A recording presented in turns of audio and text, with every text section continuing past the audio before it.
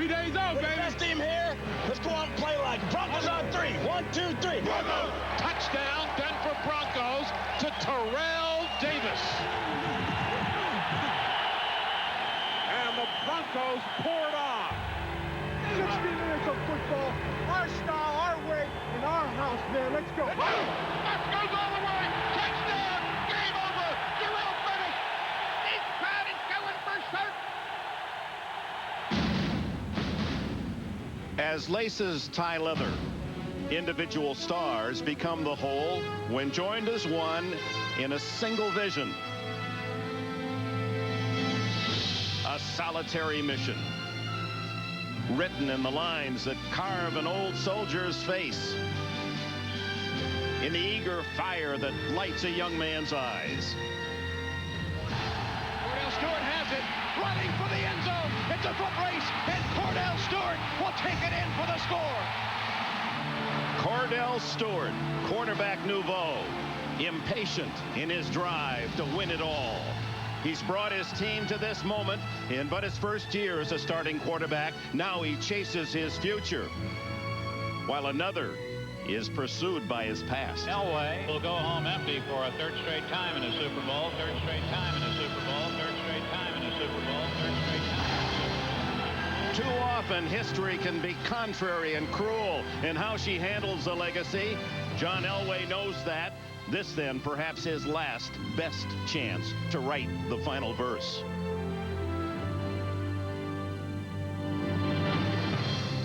Individual parts drawn together, making up the whole. Today, they decide the AFC Championship.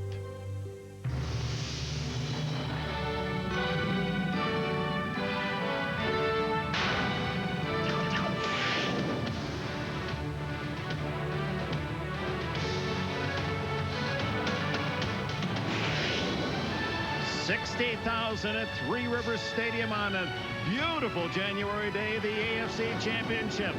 The wild cards from the West, the Denver Broncos and the Central Division champion Pittsburgh Steelers. We welcome you to Three Rivers Stadium.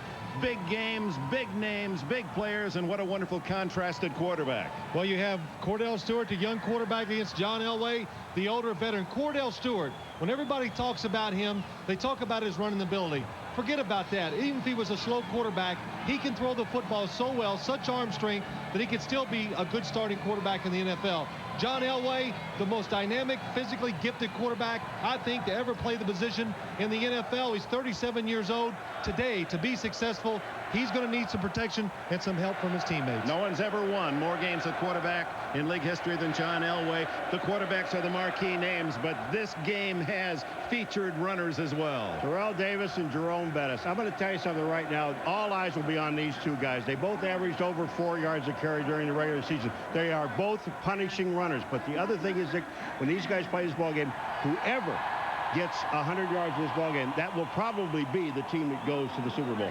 Well, just minutes before kickoff, and for the veteran leader, John Elway, time to talk the talk. The only thing is we can only play it one play at a time. Let's go out, walk the walk, play Bronco football, and we'll come out champs. Broncos on 3. 1, 2, 3. Broncos!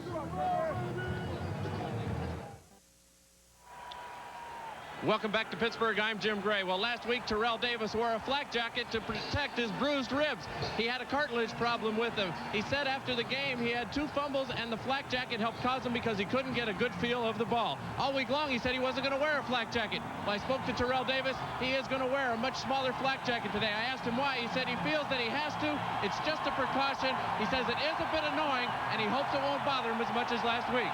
With the Steelers all day today is John Dockery. Doc? Thank you, Jim. And the Steelers are deadly serious. Bill Cowher saying we will be physical, very physical. We will hit the wide receivers, the return men, and the running backs. And we'd like to remind Terrell Davis that he does indeed have bruised ribs. They are not aware, Jim, that he will be wearing a flak jacket. Cowher said one other thing. We'd like to keep it close in the fourth quarter, and we'll find a way to win. And they've done that, Dick Enberg, 5 times this year. Back to you, Dick. All right, Doc, 3 of those in overtime. The Broncos will get the ball first, winning the toss. Defend the goal to our left. Vaughn Hebron is deep as veteran Norm Johnson tees it up. And what a moment this is, just before 60 minutes that will decide the Super Bowl. This crowd with its terrible towels, ready to cheer Bill Cowher, hoping for another Super Bowl chance. Repeating the glory years of the 70s in this city when Pittsburgh won 4 Super Bowl titles. We're underway. Hebron at the 8. 30 and out to the 32, 33-yard line, and that's where John Elway will start on offense. Elway 3-1 in AFC Championship games, but a loser all 3 times in the Super Bowl.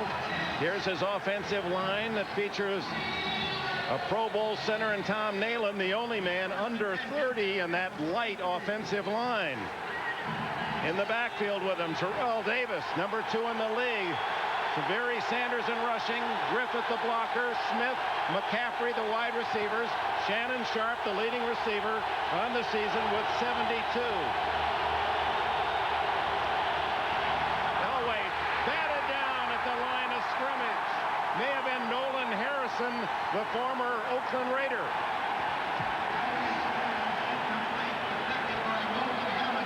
Nolan Harrison, number 74. Watch, he just times it perfectly. He sees Elway. He knows he can't get to him, Dick, so what you do is put your hand up. Great free agent pickup by the Steelers, grabbing Nolan Harrison, who's developed as a real defensive charge for these Steelers. Many of the fans yet to take their seat on their feet. 2nd and 10. Elway guns the ball, intercepted by LeVon Kirkland. Turnover on the 2nd play of the game.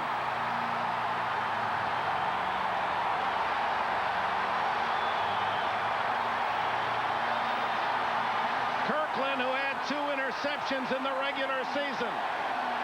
The Steeler defense, what they said, they're going to double team Shannon Sharp, LeVon Kirkland on the inside, Chad Scott on the outside. Denver coming out aggressive, throwing the football.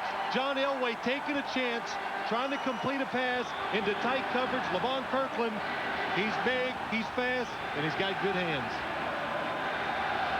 Well, the Steelers with the first break in the game, and it comes early at the Denver 43-yard line.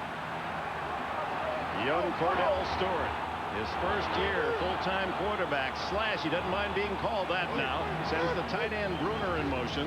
Comes out throwing. Good protection. Down the middle and complete. Bruner, who caught only 18 passes all year. Rarely go to the tight end, this Pittsburgh offense, but on the first play they do, 16 yards. You know, we talked to Tyrone Braxton yesterday, and we said, you know, this guy doesn't catch the ball very much, so you forget about him. He said, we might have that tendency to forget about him, but we hope we don't. Mark Bruner should be open down the middle some today because Denver's defense wants to take the wide receivers away from that offense with Pittsburgh because that's where they got hurt the last time they played 5 weeks ago. Charles Johnson, the wide receiver, in motion, and the toss to Bettis. The bus is first carry, and he's inside the 25, a gain of 4. Ray Crockett at the left corner made the tackle, introduced the offense for the Steelers.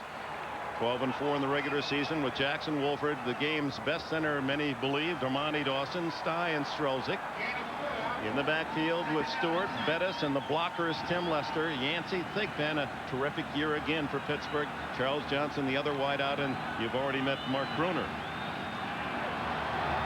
2nd and 6. Shannon Sharp, first 2 passes from Elway were aimed at his tight end. Second was picked off. They bring up 8, and Bettis hit the line of scrimmage, still barrels forward to the 20-yard line, where it will be 3rd down and a short 3. Here's the defense in white for the Broncos. Neil Smith, the former chief, he goes to the Pro Bowl. Keith Traylor's had an outstanding year. Donavasa returns from injury, and Alfred Williams, the other end. Mobley, Aldridge, Romanowski, the backers. Crockett and Gordon. Gordon had a terrible day 5 weeks ago.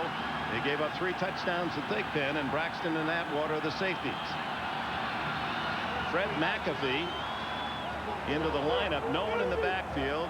Cordell Stewart backs up into the shotgun. Of course, a danger to throw or run. He fires, incomplete.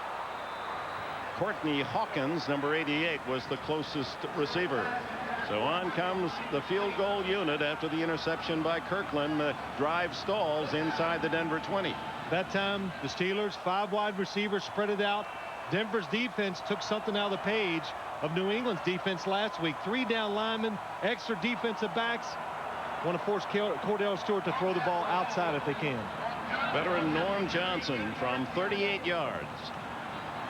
Missed only 3 all season. And this one hooking, no good, wide to the left.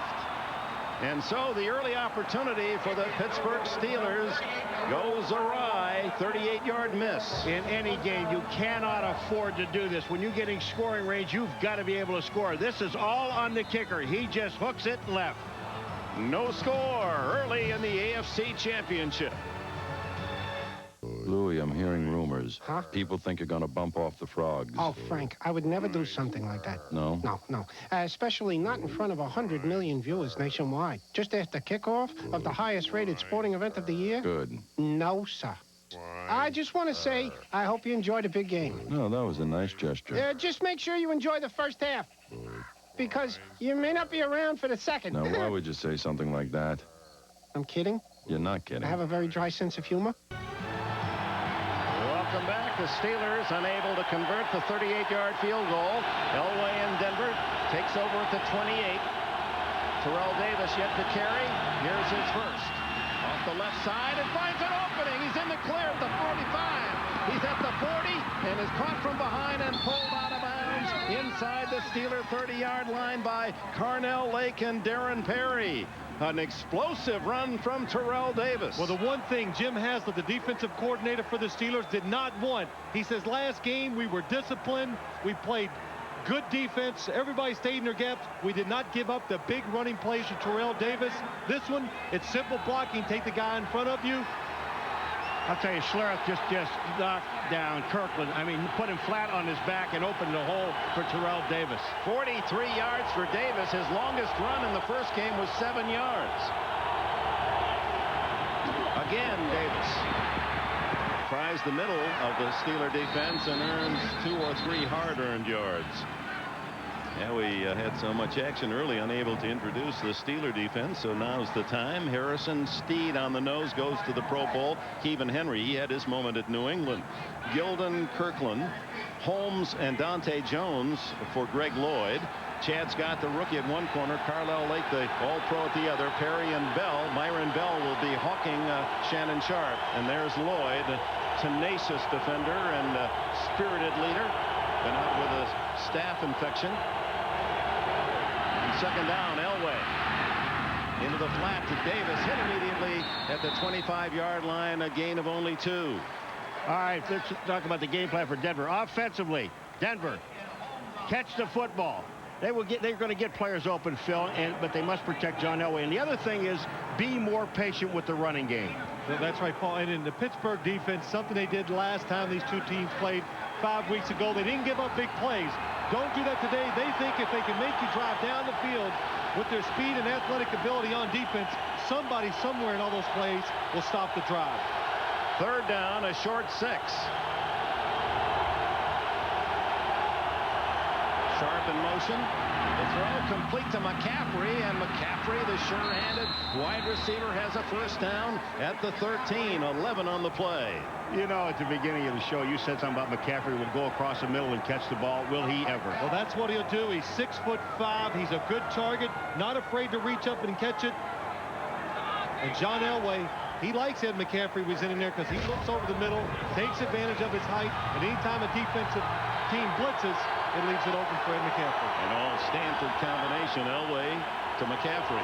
First down. McCaffrey in motion.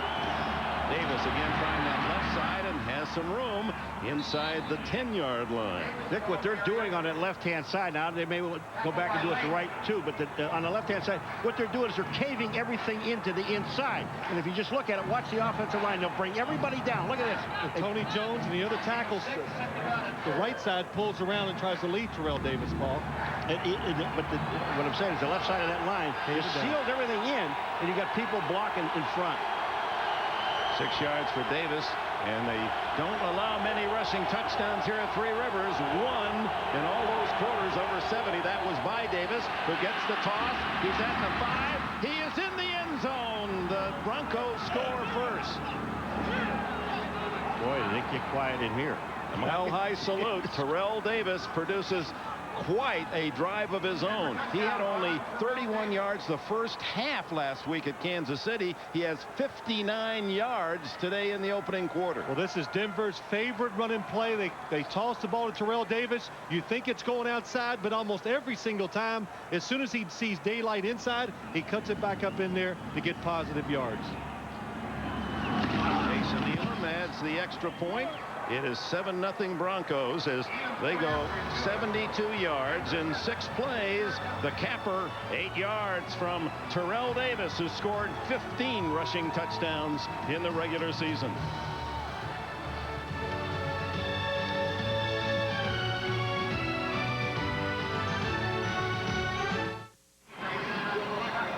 Less than 6 minutes gone, and the native of San Diego, Terrell Davis, has given the Broncos a 7-0 lead as these two teams hope to make plans for visiting that great city in Southern California for the Super Bowl 2 weeks from today. Elam with Blackwell and Coleman, the former Charger, deep. It's Blackwell, who played at San Diego State. He finds a crease, and he's out to the 35-yard line.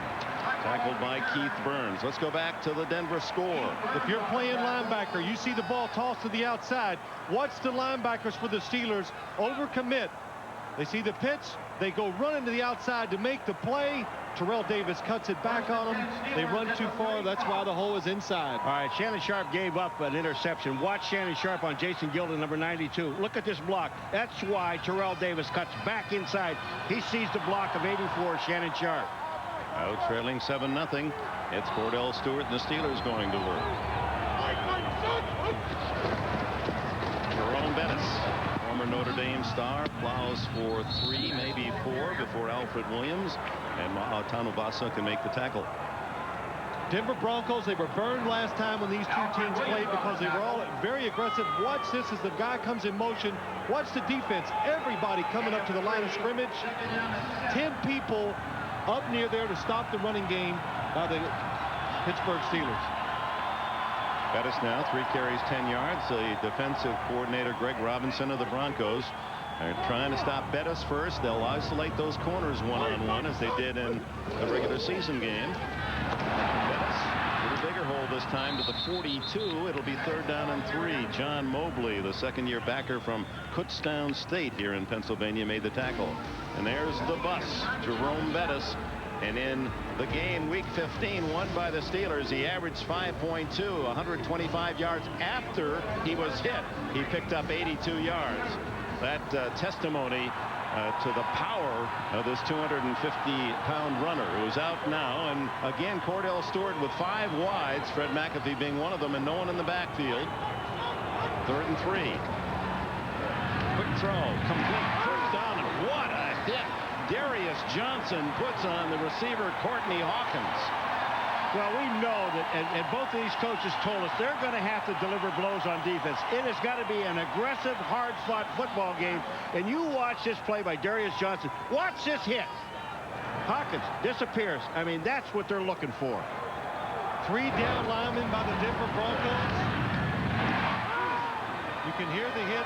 More speed, though, in the secondary. An extra defensive back so they can run and go to the ball when it's thrown and make those big hits. Another 3rd down pickup by Stewart with a pass at the 47, 1st down. Plenty of time. He throws long to the sidelines. Yancey Thigpen juggling, incomplete. He didn't do that in the game 5 weeks ago. He caught everything in his zone. Well, it's a play-action fake. Cordell Stewart rolls to his right, gets that extra time to throw the ball. The reason why, they want to give Yancey Thigpen a chance for the double move. I think this is the best route he runs. They call it a Q route.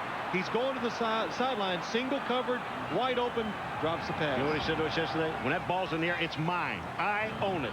And that's really rare to see him drop the football. Working against Ray Crockett on that occasion, not Darian Gordon. On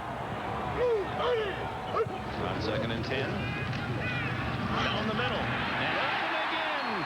His Thigpen, and he has the first down.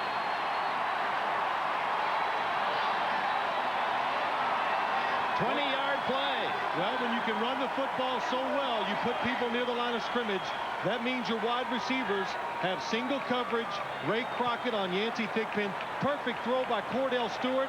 It's over the middle. He keeps it low, so the free safety for the Broncos can't come up and make a big hit on Yancey Thigpen. Thigpen from Pine Tops, North Carolina, and Winston-Salem State. Leading the team in catches with 79, wearing John Stallworth's number 82. Stewart to run. Cordell Stewart is open. Stewart, touchdown.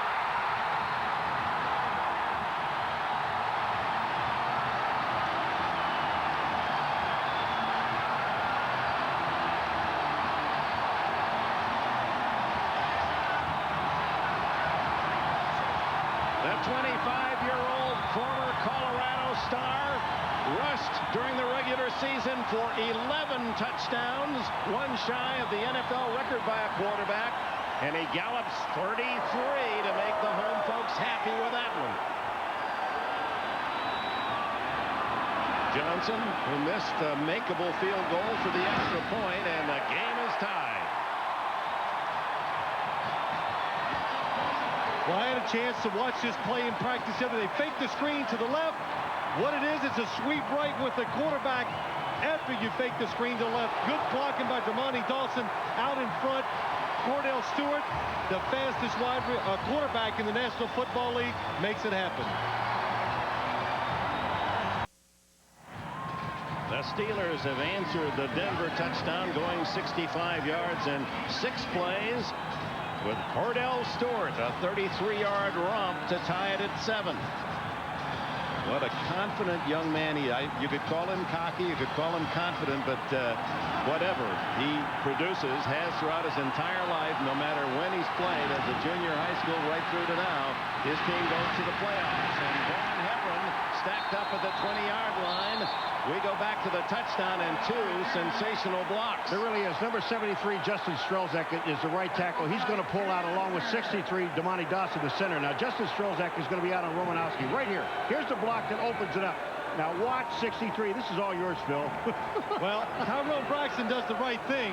He gives his body up. There's just nobody there to help him out after he gets run over by Dermontti Dawson. What do you call that? And the Steelers sideline, they got to be happy. The thing they do best, better I think than any offense in the league does, and Bill Cowher's family very excited about the results. They have about 5 special plays every single game. We just saw one of them. First down and stacked up as Davis for no gain at the 20-yard line. Earl Holmes led the charge. How many times did we hear this yesterday on both sides of both teams, Denver and Pittsburgh? A hat on a hat. I mean, that's an expression everybody uses, but a hat on a hat. When you're seeing some of the blocks and some of the hits today, you're talking about hats now. Well, when Chad Brown left the Steelers after last season to go to Seattle, Earl Holmes from Florida A&M replaced him and has been a solid player. The Steelers have been remarkable at filling the void of players that have gone to the free agency market. 2nd and 10. Davis again, that left side. Only 2. This time, Levon Kirkland, the good Reverend Doctor, with a tackle. Levon Kirkland, a true middle linebacker. He's big and he's very fast. He reads and reacts. Gary Zimmerman tried to go down low and cut him. He gets past that and gets up and makes the tackle. Biggest starting linebacker in the league and a leader in tackles per game. He weighs 275. And the one thing he really does, like now, Dick, on 3rd down, he stays in. This is something he didn't do in the past. Timeout Elway. 4:43 left in the opening quarter. The AFC Championship game is tied at 7. Aerial view of Three Rivers, courtesy of the Goodyear Blimp Spirit of Akron, based in Akron, Ohio. Goodyear recently doubled its blimp fleet to 6, adding 2 airships in Europe and 1 in South America. 7-7 here in Pittsburgh. The countdown to Super Bowl 32 is underway. You can follow all the action at superbowl.com. NBC, the NFL, and IBM bring you daily updates as the teams make their way to San Diego. Enjoy the Super Bowl memories of the NFL on NBC. And you can also win a trip to San Diego, all at superbowl.com, powered by IBM. 3rd and 9 for Elway. Tipped at the line of scrimmage, incomplete, and the flag is down.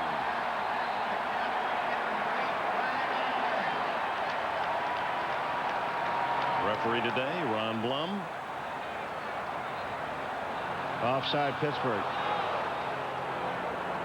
So Elway and the Broncos will get another chance. 3rd down and about 3.5. Well, sometimes you're on defense and you're trying to blitz, put pressure on the quarterback. You don't time it just perfectly.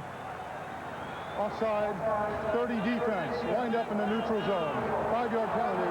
Rookie 3rd down. Chad Scott, The rookie cornerback. He just lines up offsides, Chad. Second tip pass. Elway today. Looked like Darren Perry might have gotten a piece of it. Or it slipped out of Elway's hands. 3rd down. Blitz.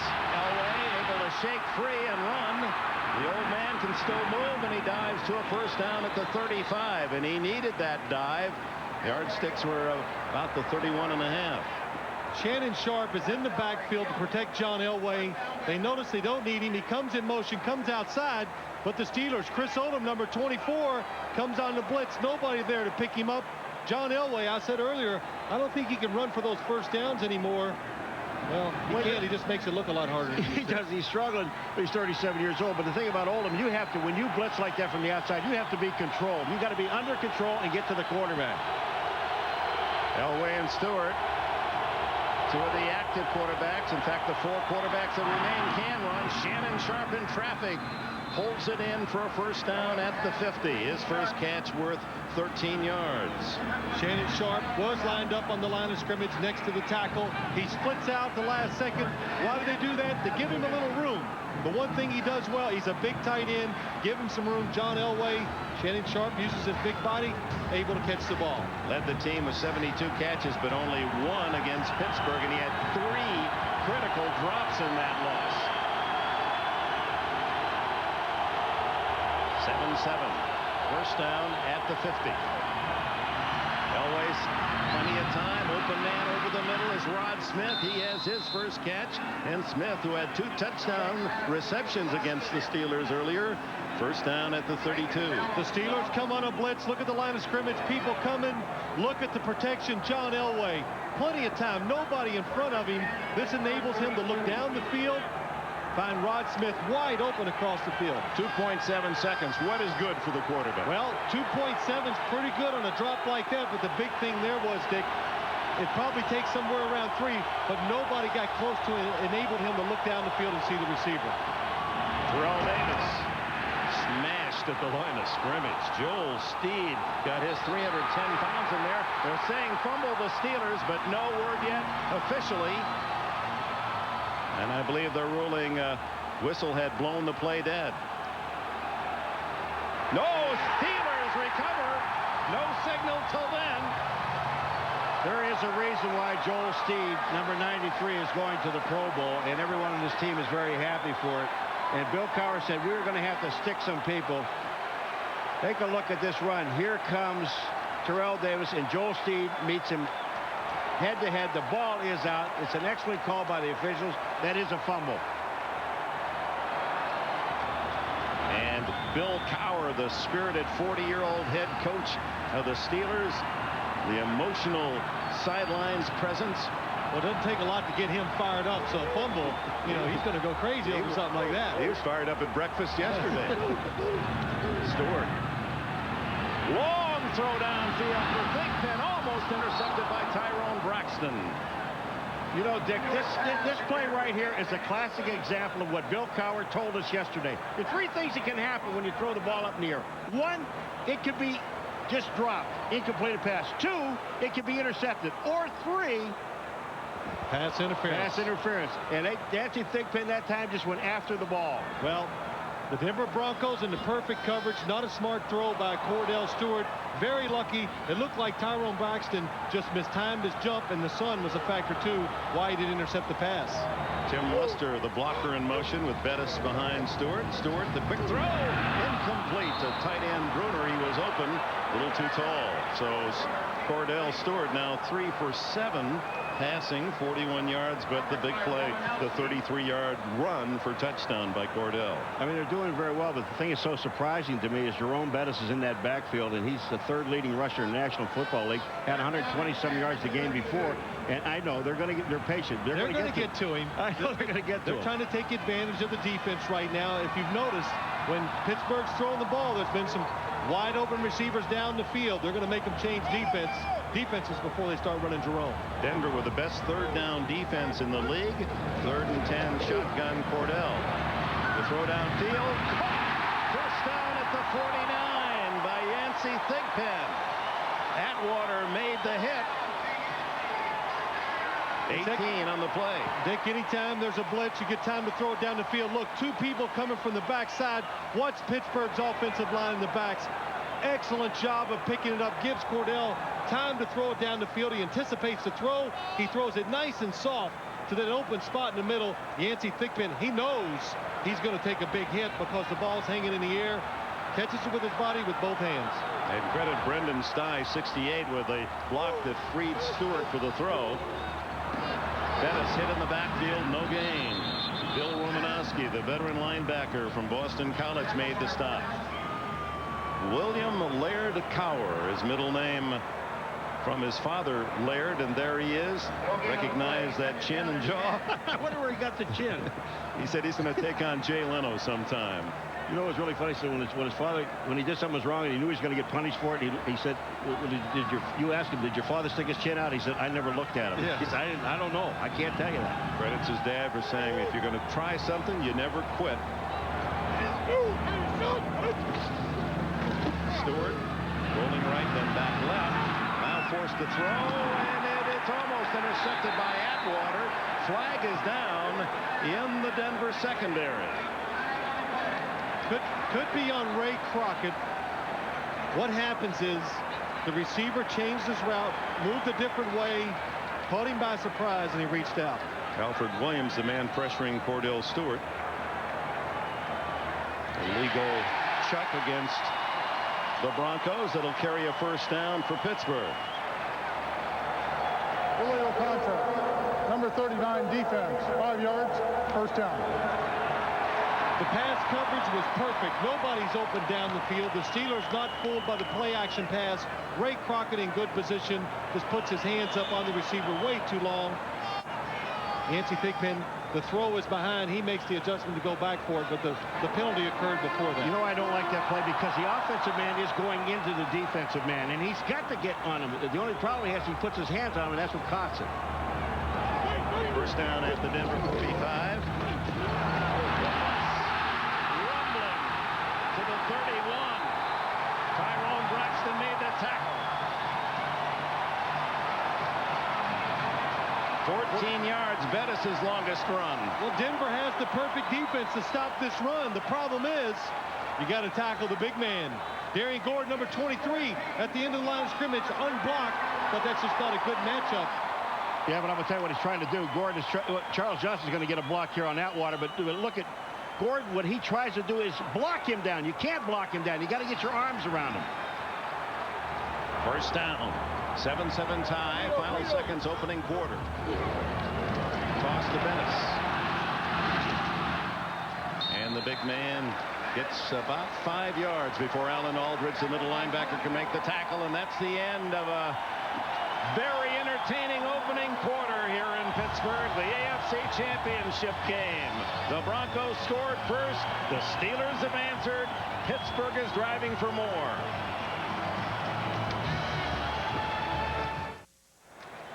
back in Pittsburgh. And a reminder, an NBA doubleheader next Sunday at 12 o'clock.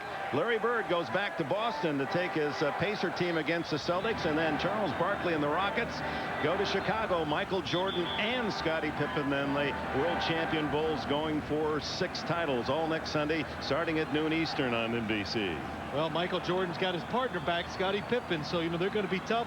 Got a chance to watch him last night. 14 points Scottie Pippen scored, and you got to have your partner. And just think what it would be like if you didn't have Paul up here with you. You'd be lost. You'd be lost. The Pathfinder, Paul McGuire. First down for 2nd down and 6 for the Steelers as we go to the first play of the second quarter, and Stewart batted around incomplete. Tyrone Braxton had the best shot at the ball. Yancey Thigpen complains that he was a bit overcrowded.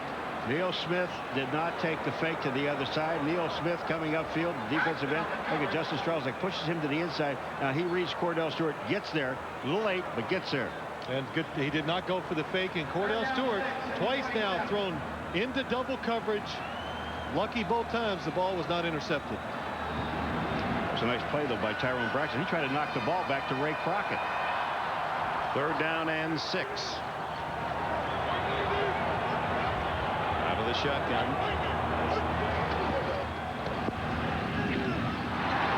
Little flanker screen to Courtney Hawkins, who battles for a first down to the 20-yard line. Needed 6. They got 7. The Pittsburgh Steelers on 3rd downs do more little, I don't want to call them trick plays, different plays. Courtney Hawkins coming in motion, number 88. Fakes going down the field, comes up. Good block outside by Will Wolford, springs him down the field. Then he runs tough to pick up the first down. The amazing part about this whole thing is the offensive line, how they got in position to make all the blocks they had to make, because there were linemen downfield. They were not receivers. Hawkins, like his cousin Andre Rison, went to Michigan State. First down at the 20. Bettis. Start 5, 6, 7 yards on the play. Atwater, the tackler. They can't stop me, says Jerome. 39 yards today in this opening half. Well, Tim Lester, number 34, and Jerome Bettis, you always see these two together. Watch 34. He goes inside. He's just trying to get a block. He's just trying to seal it so that Bettis can get outside. He just follows him wherever he goes. That's right. Well, all the time, not just on the football field. Yesterday, they walk around like they're united at the hip. Tim Lester, he's the lead blocker. Love Jerome Bettis. We're together with the Rams. Cordell Stewart, incomplete. And a flag is down, roughing the passer, Alfred Williams. I'll tell you, you really do. You see a rare missed block by Tim Lester on Alfred Williams. He misses Alfred Williams, and Alfred Williams gets a clean shot at Cordell.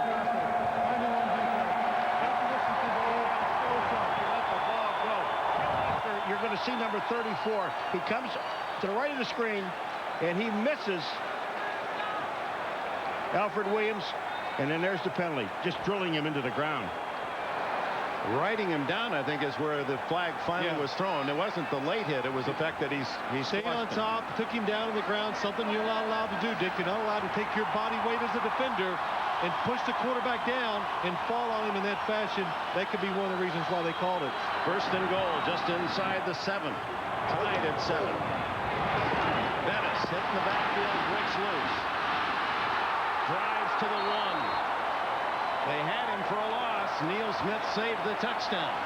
When you talk about just making plays, you can't always block them. They can't be designed perfectly. This time, Jerome Bettis running to his left. Look at the penetration up the field. Alfred Williams misses him. Tyrone Braxton tries to force it back inside, but he's such a big running back with good feet. Hard to bring him down. He really is. And Tyrone Braxton really did a great job by just forcing Bettis back inside to where all the white shirts were. Bettis, who was the 3rd leading rusher in the league, scored 7 rushing touchdowns. 2nd and goal. Bettis. Touchdown, Steelers.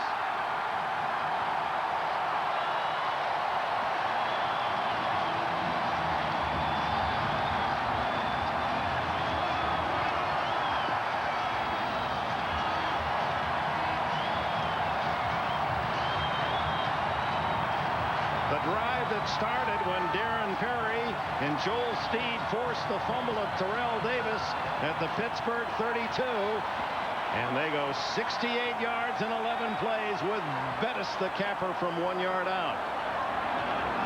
Norm Johnson's try for point, and the Steelers lead it 14-7.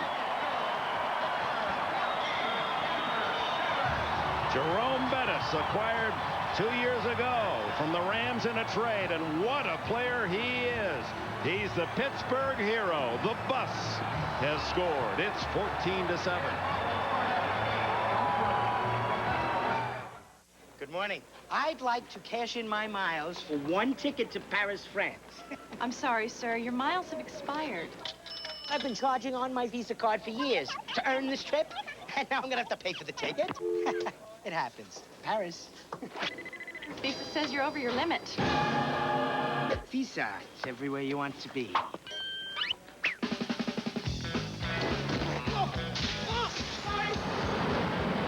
Oh, Paris! If I told you what I've been through. I need a doctor. Je suis un espion. Espion? Espion! Espion! What's Visa? Can you at least help me find the doctor? How about a lawyer? Visa says they're everywhere, but American Express helps you with just about everything. So you can always do more. I do not get French fashion. How long does it take to turn the new Dodge Durango from the sport utility with the most passenger room in its class into the one with the most cargo room? Not long enough.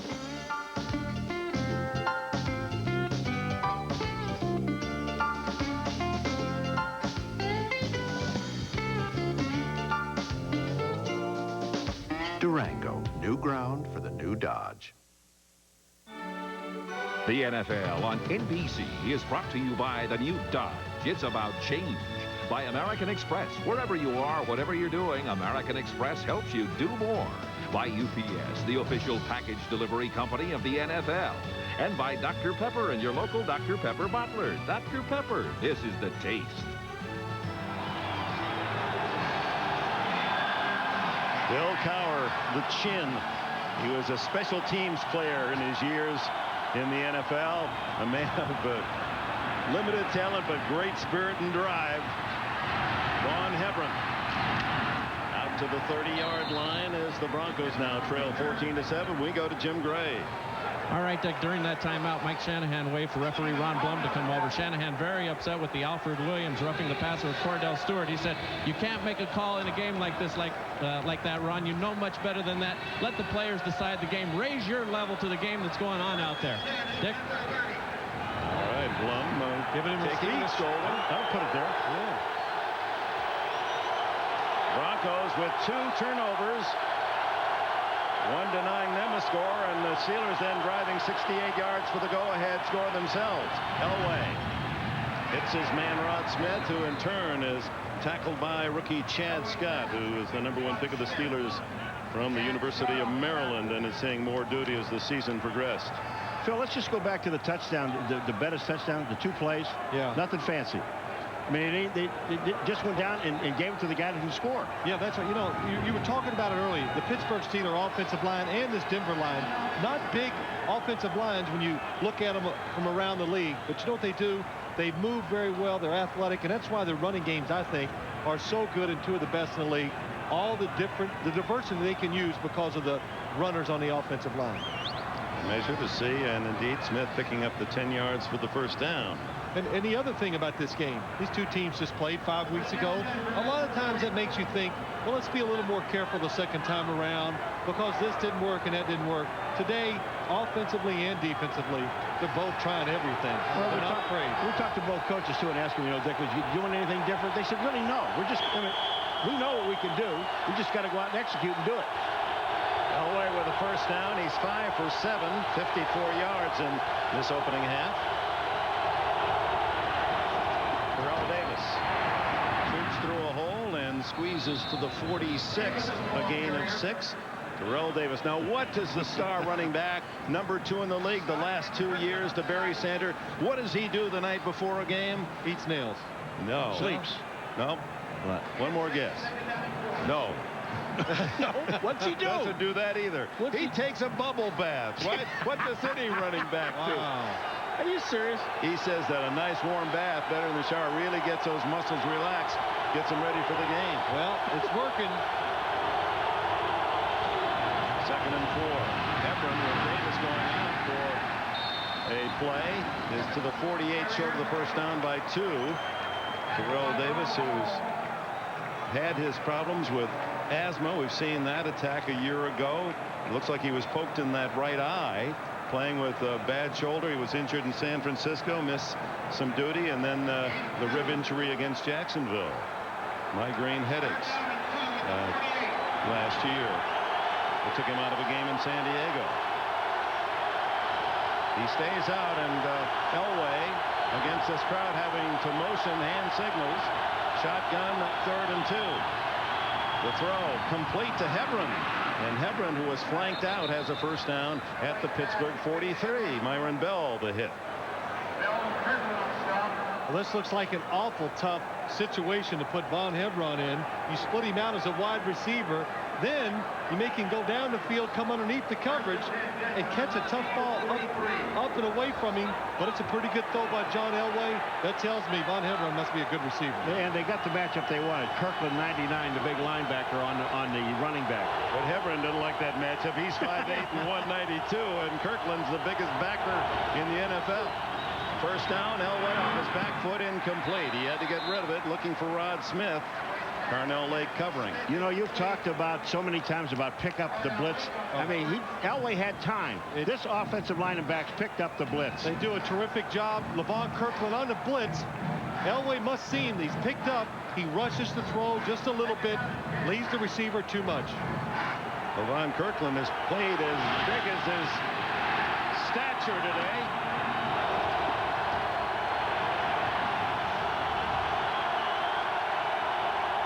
Second down and 10. Elway gets away and throws incomplete. No flag. He had Hebron there. And Dante Jones could taste the sack. Boy, you want to talk about experience as a quarterback and where it pays off in a game. John Elway, Dante Jones is going to really knock him. Nobody touches Jones, 54. Look at this. He comes in. Watch what Elway does. Not only gets rid of him, gets the ball out, and then throws it at a receiver. Well, save the sack. It helps to have a lot of ability. That's where John Elway has it. You might fall. Terrific play on his part to keep it now 3rd and 10 instead of 3rd and 18.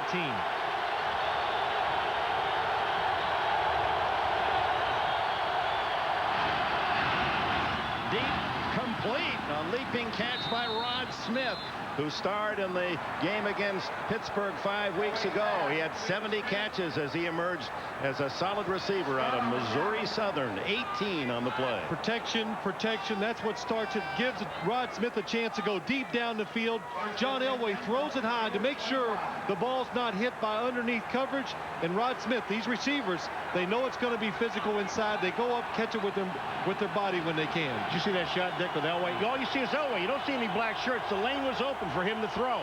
3 catches for Smith. First down, trailing 14-7. Hebron with Terrell Davis still on the sidelines. Picked up after a yard or 2 at the 25-yard line to give him a yard. Well, Terrell Davis not being in there, you know that it has to change the play calls for the Denver Broncos. And the running game there, first down, you run the draw. You try to be deceptive with it instead of just lining up and running Terrell Davis at you. Terrell Davis had only 75 yards, one of the rare times held under 100 all season long in that first game, and a big opening quarter, but now sideline, poked in the eye. 2nd and 10. Elway play action, steps up, throws to the end zone for Sharp, incomplete. Levon Kirkland, and look at the mobility of this big linebacker covering the tight end all the way to the end zone.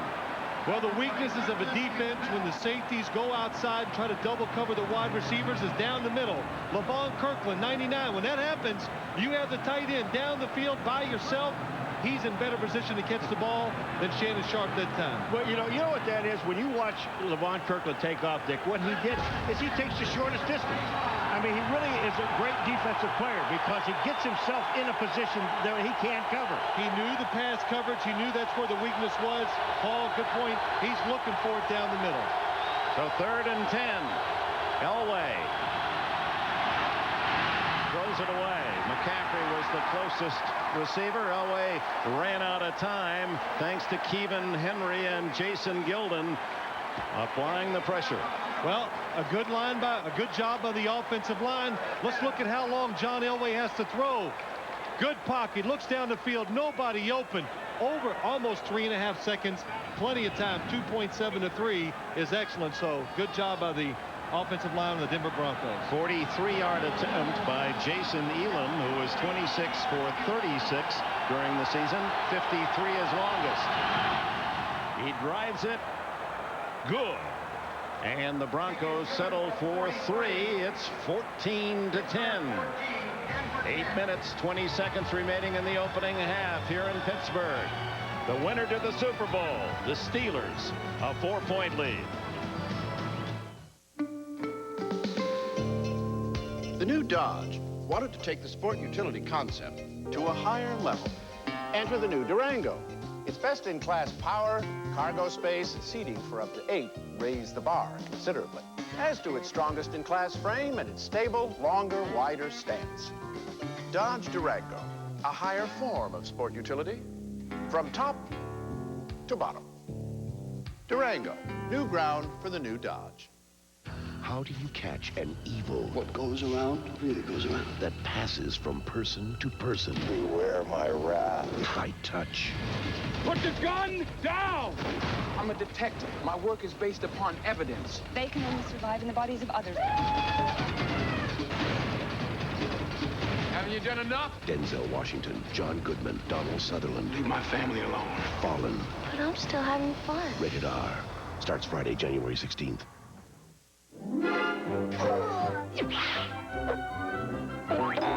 Hey, guys. Need a smile? Call Domino's. Yes! A Domino's pizza does the trick. Thin crust, hand-tossed, or deep dish. Made with all your favorite toppings. But we deliver more than great pizza. At Domino's, we're delivering 1 million smiles a day. Dateline Sunday, a severe spinal injury left Reggie Brown close to death. I'm definitely lucky to be alive. An exclusive look at his inspirational recovery. Dateline Sunday. Don't miss a very special Bob Hope Chrysler Classic. Coverage begins next Saturday at 3 Eastern. Thanks for the memories, Bob, from all of us at NBC. In contrast to the AFC games last week, very defensive. Some wide open play today, and the Steelers lead 14 to 10. Kickoff from Elam with Will Blackwell and Andre Coleman deep. Blackwell, who had a 97-yard kickoff return for touchdown against the Ravens. He's got it. And is tackled just across the 30-yard line. Let's go to Jim Gray. All right, Dick. Well, Terrell Davis is being examined right now. He has a laceration over his right eye. As you can see right here, he was poked in the eye on this play. He's been over on the bench with Steve Antonopoulos. He's having a little bit of a vision problem. He got up, however, with Gary Kubiak and Alex Gibbs, who are coaches for the Broncos, so it looks as though he should be able to return to the game. Dick? All right, thank you, Jim. Well, the Steelers missed a field goal on their first possession and then have scored on their last 2, so they have moved the ball effectively. Well, Denver's got to find a way defensively to just slow this team down. 8 minutes, 11 seconds left in this opening half. Stewart. Screen. Complete to Bettis. Bettis tackled at the 33-yard line. A gain of 3. Romanowski, Aldridge, and Traylor in on the stop. The Pittsburgh Steelers are trying everything to take advantage of a Denver defense that I would consider that likes to run and is fast. So they're faking, doing a lot of motion one way, throwing back and running away from the original way they start. You're already using that talent of Stewart, always a threat to run, to roll, then stop, roll back the other way. Hey, a little half roll. If he rolls left, I'd run left. I'd try. Charles Johnson in motion. motion. He's the man who blocked Atwater so well in game 1. Down the middle it goes to Thigpen, and he can't hold on to this one. Leaped as high as he could at the 49-yard line of the Broncos. Atwater and Crockett had him sandwiched. This is the classic example of Yancey Thigpen saying, whenever the ball's in the air, it's mine. Watch how he grabs his ball, and then he tries to bring it in. He's going up. It's mine. Now I can't bring it in. He brings it right down to the ground. His idol as a kid was the Steeler great Lynn Swann, but he wears another Steeler great, 82, John Stallworth's number. And in fact, both of those men, Swann and Stallworth, are in the final 15 for the balloting for the Pro Football Hall of Fame. It will be announced just before the Super Bowl. Stewart blitz on, throws incomplete. Glenn Cadrez was the man blitzing. Courtney Hawkins defended by Steve Atwater. Now, this is the first punt for Pittsburgh. Down comes the somewhat maligned kicker, Josh Miller. Cowher has his own feelings. In fact, has said he has a love-hate relationship with this young man. Yeah, he loves it when he kicks good, and he hates it when he kicks bad. That works. I like that. He's had some really disappointing punts, to put it mildly, and then against New England came up with 2 big kicks late in the game. He's from Arizona. Back is Darian Gordon, who returned 3 for touchdowns during the regular season. Hangs it high. Gordon fumbles the ball, and it's recovered, or is it? Yes, by Denver at the 25-yard line. Ray Crockett was the man on the spot for Denver. This is what happens to you when you take your eye off the ball. You're looking to run. The ball hits him in the face. I mean, I'm sorry, he didn't take his eye off the ball. The ball hit him in the eye, so he wasn't looking at it. Watch him, Paul. You can see just at the last second, he's trying to see the defenders coming down the field. Misses the ball. Francesco Lafabula has just created the little black dress that will change everything. The magazines have created a frenzy, and you have sworn that your stores will be the first to carry it. Enter UPS. Customs gets cleared electronically. The global network kicks in. Also that at the same time, on the same day, the dresses arrive from Europe to each of your stores nationwide. Success is a beautiful thing. Nice dress. UPS, moving at the speed of business. In a perfect world, golf balls would taste more like gumballs. In the real world, Diet Dr. Pepper does taste more like regular Dr. Pepper.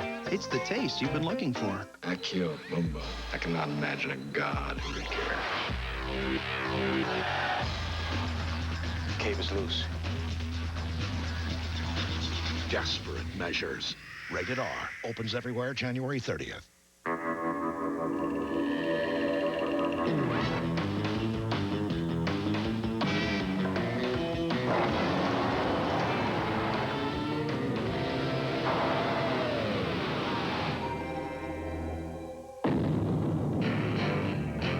The moral of the story? Get the world's fastest sport utility vehicle. Introducing the Grand Cherokee 5.9 Limited. Peterson's 4-wheel and off-road magazine's 4x4 of the year. Rookie of the Year. 12 times an All-Star. 3 MVPs. 3 Celtics titles. Now, Larry Bird returns to Boston for the first time ever as coach of the Pacers to face the team he loved, the Celtics. Then, Jordan and the Bulls host Barkley and the Rockets. An NBA on NBC doubleheader next Sunday. Back in Pittsburgh, where the Steelers lead at 14-10, midpoint second quarter. After the recovered fumbled on the kick.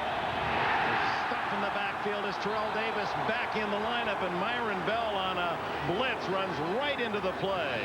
Well, you got to time these blitzes perfectly for him to really work. In Myron Bell, he's watching John Elway. He times the snap count perfectly, comes between the gaps. Nobody can block him, makes the tackle in the backfield. You know, people really don't realize how hard this is for a defensive back. When you're blitzing, you're thinking quarterback, and then all of a sudden you have to adjust your route when you see the ball being handed out by the runner. That is a great play by Bell. Davis doesn't often get stuffed for a 4-yard loss. Second and 14, Elway.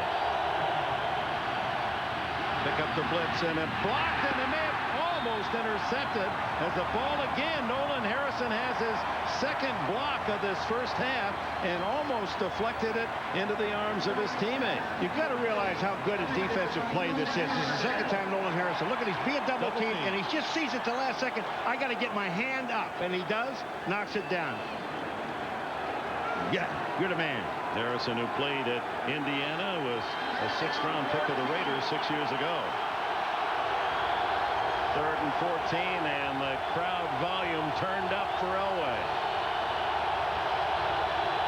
Elway won for the last 6. Throws to the sideline, and a flag down. 2 of them down, and interference is going to be called against the Steelers. If the ball had been caught, it would not have been enough for a first down. So this is a big call. Should it be interference against the Steelers? Carnell Lake definitely had his hands on the receiver on the outside. And there is another flag on the far side of the field, so this will have to be sorted out. Offsetting. You can see, read the lips of Blum. He said offsetting. Illegal formation. 77 offense was not lined up on the line of scrimmage. Pass interference. 27 defense. Those penalties offset. Repeat 3rd down. Well, the Steelers dodged the bullet on the negating penalties. You know, the last game when these guys played, you talk about 11 drops. Well, here is the pass interference penalty. I'll get back to this in a second. Right hand goes around. Well, that was really close. I mean, Tony Jones, the right tackle. What happens? You got to have your foot. You can put that right foot back in the backfield, but that right tackle's got to be the belt of your center. 3rd and 14, and Elway can't get rid of it. The sack to Bell.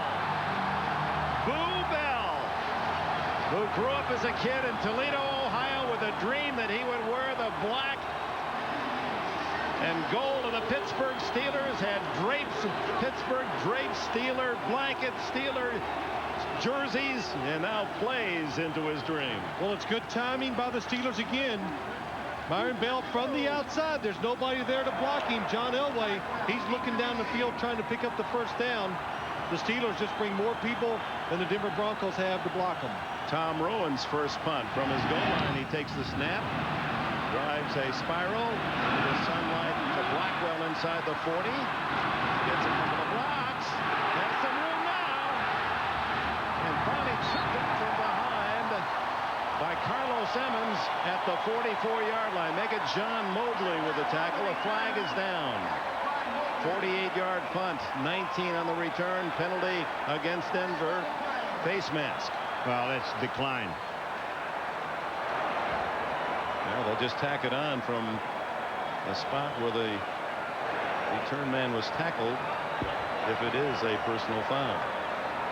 I don't want you coaching my team if you're going to decline it now, Paul. Now, wait a minute now. Is this, you know, you're talking about if it's during, if it was before the play, then well, you're jumping on me. You turn I'm not on me. jumping on you get to the championship game and start turning on me, man. No, you know me. wait a minute. Personal foul. 15-yard face mask penalty. Number 89 to the kicking team. That penalty is declined. First down, Pittsburgh. Dwyer's right again. Is he ever wrong? I don't think so. We have a timeout. 5:32 left of the half.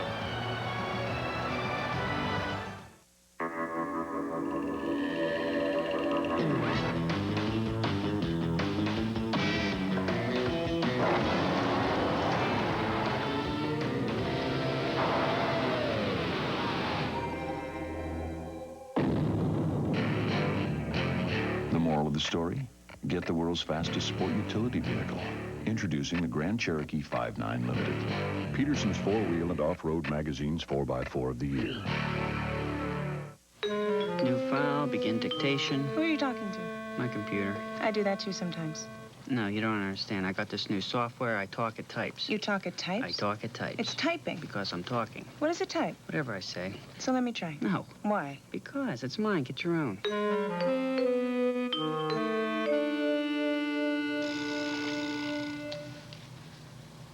Now when I talk, it types.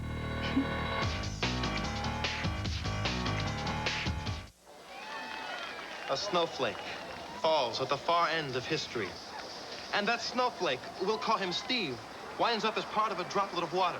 And one day, that droplet, Steve's droplet, could wind up in a brewery where a man you'll never meet discovers the perfect temperature to frost-brew beer. And like that, Steve is in a Coors Light can, and then a tray, and a cup. And now, he's here with you. So I ask you, gentle stranger, do not spill Steve. Coors Light! Sooner or later, it had to happen.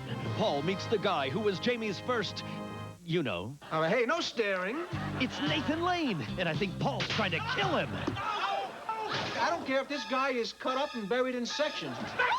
I'm busted out of here! Nathan Lane guest stars on an all-new Mad About You, NBC Tuesday.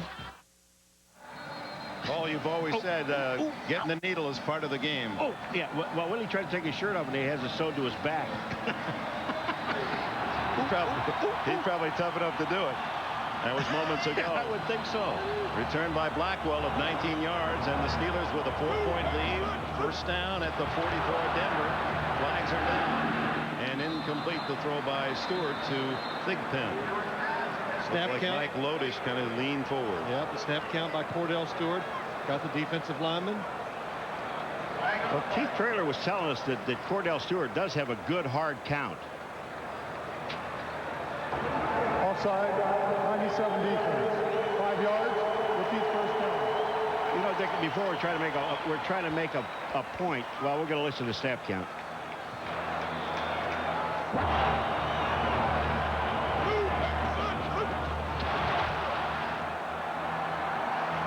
That was just regular old snap count. Yeah, that was. He's just trying to be greedy, get there quick. It's not a John Elway snap count.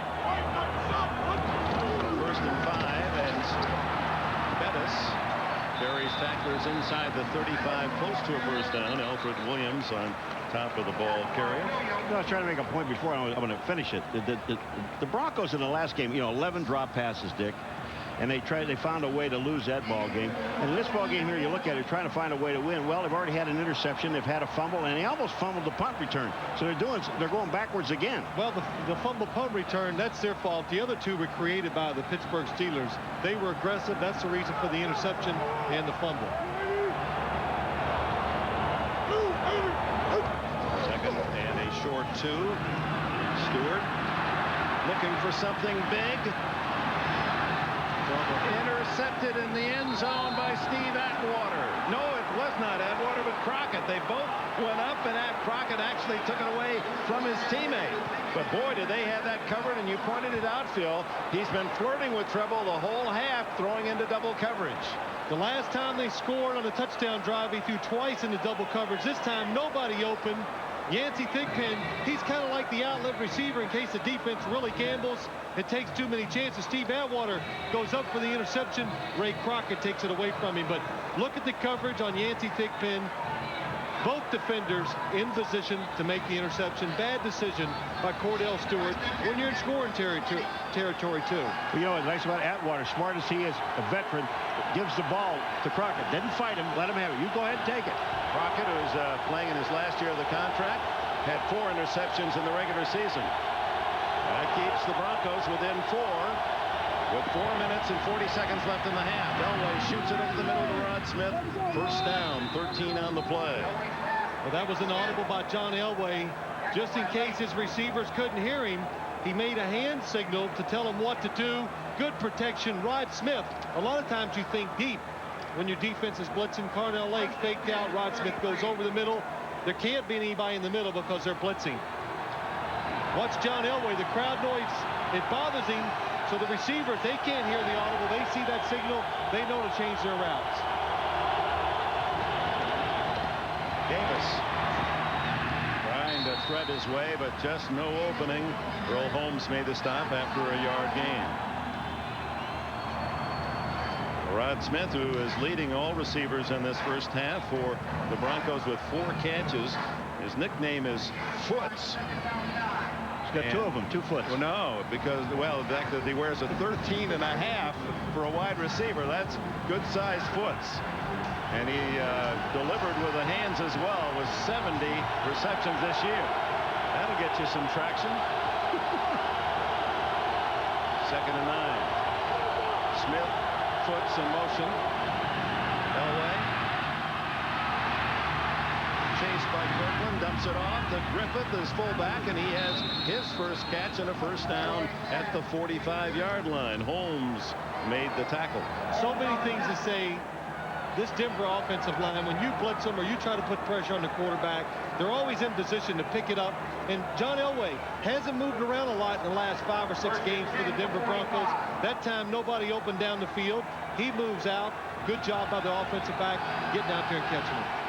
Denver with the lightest offensive line, if you can call an average of 289 light, but in NFL terms, it is the smallest line in the league. But they're mobile. That's true of the Steelers as well. The throw downfield is sharp, backpedaling with a catch and falling at the 35-yard line of Pittsburgh. Oh, Dick, you know, Phil, you've been talking about this offensive line in the pickup. It's unbelievable. It's a good job, Paul, picking up. And what happens when you pick it up? You give the receivers time to get down the field. It's a blitz by the Steelers. Shannon Sharp going down the seam. They're playing a little zone behind it.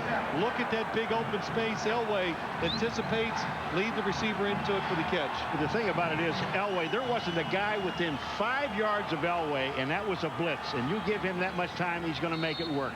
Sharp, who led all tight ends in the league with catches this year, brings these teams to the 2-minute warning. AT&T, it's all within your reach, presents for diehards only. It was a game that proved the experts wrong. A brash young quarterback named Joe Namath leads Weeb Eubanks Jets over Johnny Unitas and the heavily favored Colts in Super Bowl III. Namath predicted the Jets win, but can you tell us who predicted the return of bell bottoms? Fashion guru Francois Olivas. 2 hours? All right, we'll be waiting.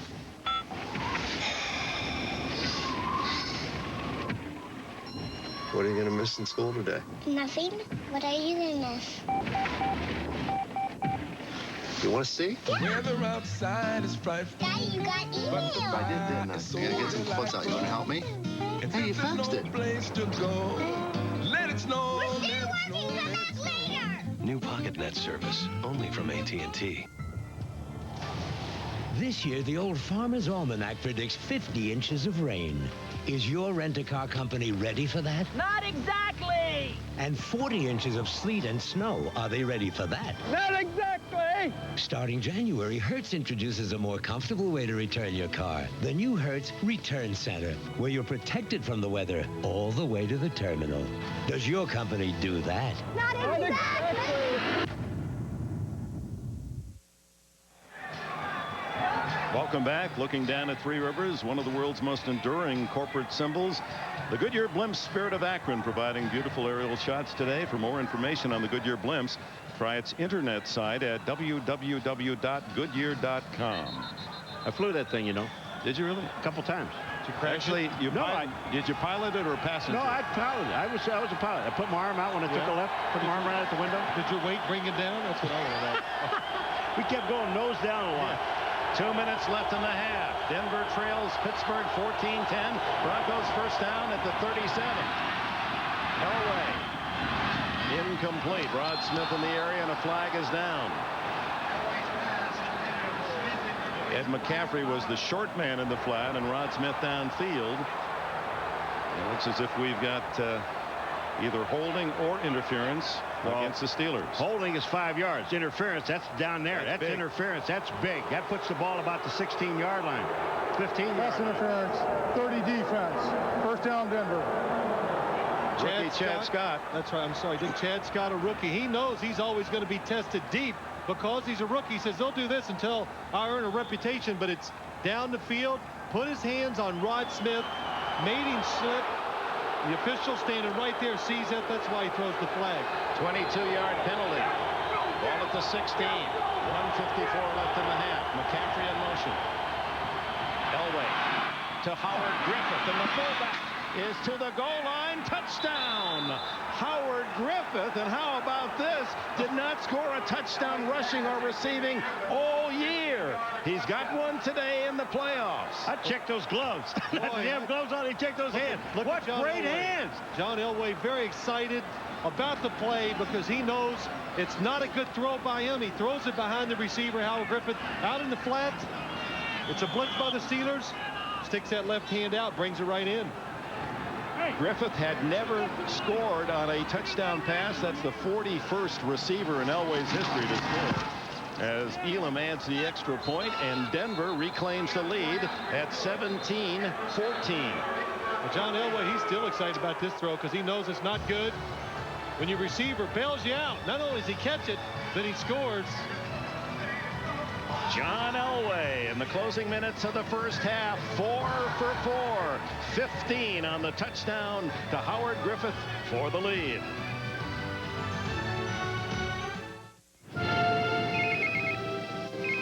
Honey, I'm having the baby. You can't have him now. Can you come home? I'm in the middle of nowhere. It once took weeks from news to reach its destination. Today, neither time nor distance can keep us from sharing our lives. Breathe, honey. Hey, you get another contraction? The music is counting. 5, 6, 7. Philips introduces ISIS, the cellular phone that can let you talk up to 6 long hours. I love you, honey. Honey? ISIS from Philips.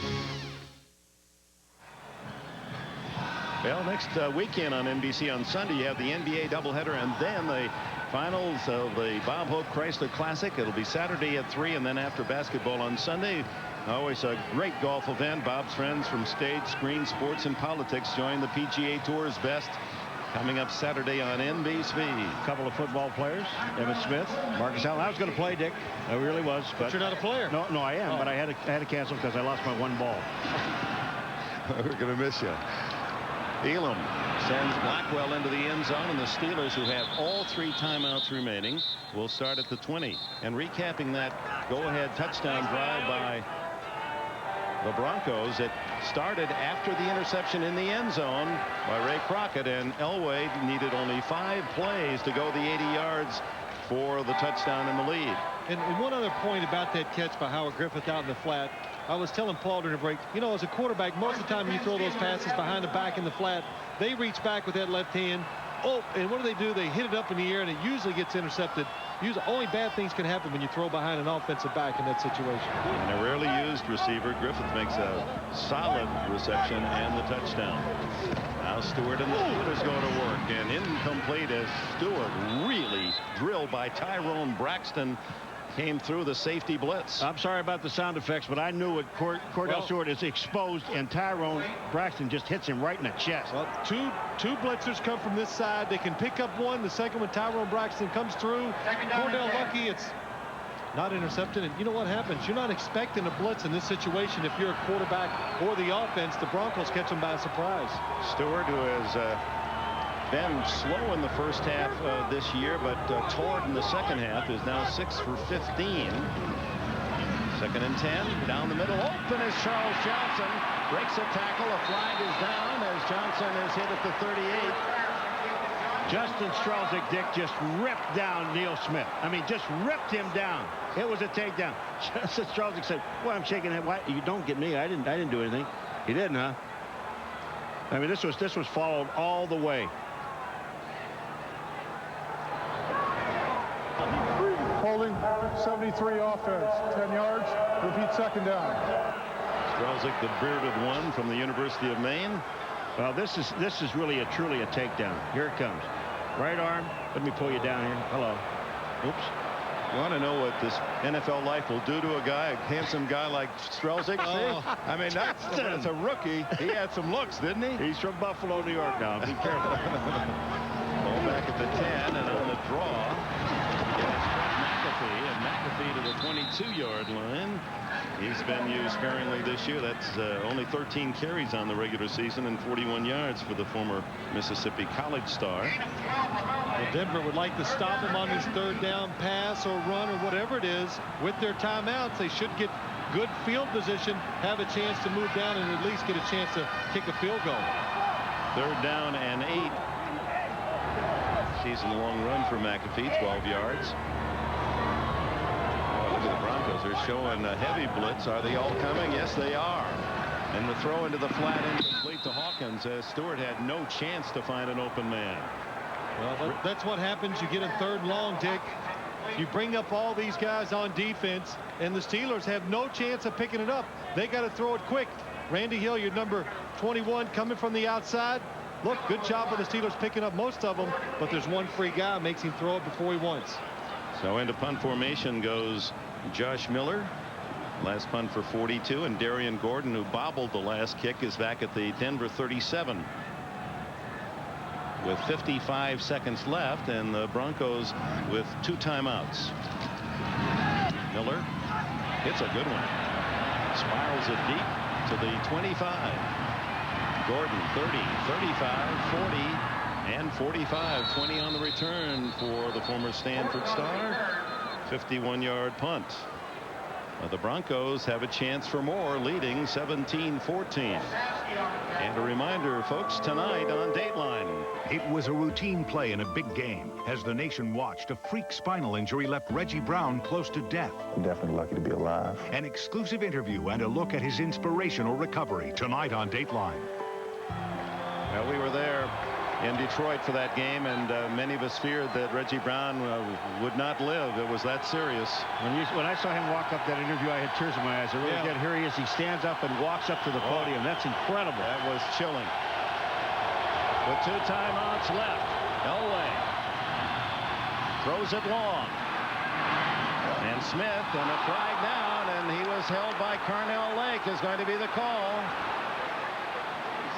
At the 20-yard line. Well, there's some contact with their hands down the field. But is it a penalty? It didn't look like one from up here. Pass interference, 37 defense. First down, Denver. Denver's got 37 seconds and 2 timeouts. It's good coverage by Carnell Lake. The Broncos fake right, they go deep left, and there's one of the reasons why they called it contact down the field. Impede the progress of the wide receiver. If he doesn't stick that right arm out, Phil, they will never call it because they're just bumping. They're both turning for position. 34-yard penalty. First down at the 20 with 37 seconds left. Davis to the 10-yard line, and it appears to be another first down, and the Broncos spend their second timeout. 1 remains. They're at the 10. 27 seconds left. Broncos by 3.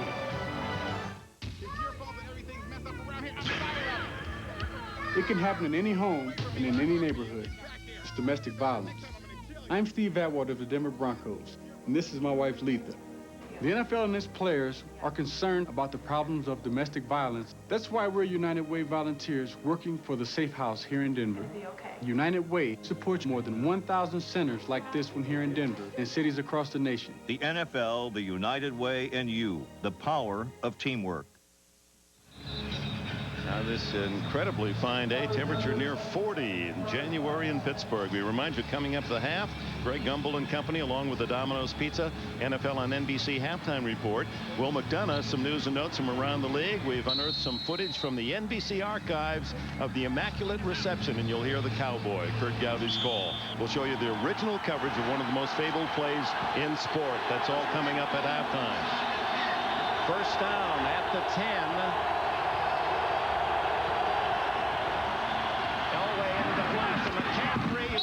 To the pylon. Did he get in? No. They're going to mark it at the 1 to 2 yard line. Myron Bell made the tackle. Clock stopped. 24 seconds. You know what? The official can't make the call because he's being knocked down, so he doesn't know whether Ed McCaffrey gets the ball over before he goes out of bounds or not. This is a hard call because the official gets knocked down. He's looking down at the ground at the time, so he really can't tell. Oh, that looked like it might have been a touchdown. It's marked at the inside the 1. Second and goal. Davis fouls up the middle. No signal yet. They have stopped him apparently. Clock continues to run. So this is a burning time against the Broncos, and now the officials will call time. No, this is Denver's final timeout. So Davis stopped on second and goal. What do you call now? Well, it was a good job. Pittsburgh defense, you've got to expect the ball. Hey, what are they going to do? They're going to hand the ball to Terrell Davis up the middle. They do a good job. Penetration by the defensive line. Stop Terrell Davis just short. Well, McCaffrey's played out. See the official in the background up there, Phil? Watch this guy. Now, here's McCaffrey. He's looking down because he's looking at the player coming in. He's going to roll his legs up. McCaffrey. His feet are in bounds. Watch his feet. And he extends the ball over the goal line. That's a touchdown, folks. He breaks the plane, no question about it. Well, it was a perfect call for the Denver Broncos. They expected blitz. They got it. They got Ed McCaffrey going outside on a quick pass. Enables John Elway to get rid of it. Ed McCaffrey, 6'5", stretches. Looks what might be a touchdown, but Denver misses on that last run. He may have had that knee down as he was stretching. Yes. But Dick, they're a yard short here. They can still run the football in halftime. But it's third down. They wouldn't have time to run the field goal team on. Run it anyway. But they were short. 16 seconds. Elway rolls through. Same play to McCaffrey, touchdown. Same play that got them to the one, and McCaffrey wide open in front of Myron Bell. And what a final 2 minutes for John Elway and the Broncos as they have scored 2 touchdowns in the 2 minutes of the half. Well, what you do, you're in this situation, get your quarterback away from trouble. If they blitz and you throw the ball to your biggest, most physical receiver, Ed McCaffrey, 6'5", can go down, push off a little if he has to, create some separation for the touchdown. What a block by Howard Griffith. He's the guy that opened it up for Elway. Jason Elam adds the extra point, and in 30 seconds, Elway and the Denver Broncos go 54 yards and claim a 24-14 lead. The medal is funny, you know. It has its own personality. It's like a jigsaw puzzle, right? You had to study it and fit it and figure it out, you know. What's bigger than Super Bowl, tell me? Millions and millions of people watch it, right? That's the biggest thing of my life. After it's polished up, the trophy, right? We didn't even breathe on it. That's got to be perfect. I tell you, you know what I'm always afraid of? When they all hold it and everything. I said, gee, don't drop it, please. Look at me. See? Get goosebumps. What a feeling, I tell you. Coach Larry Bird returns to Boston for the first time to face the team he loved, the Celtics. Then Michael and the Bulls host the Rockets. An NBA on NBC doubleheader next Sunday at noon Eastern.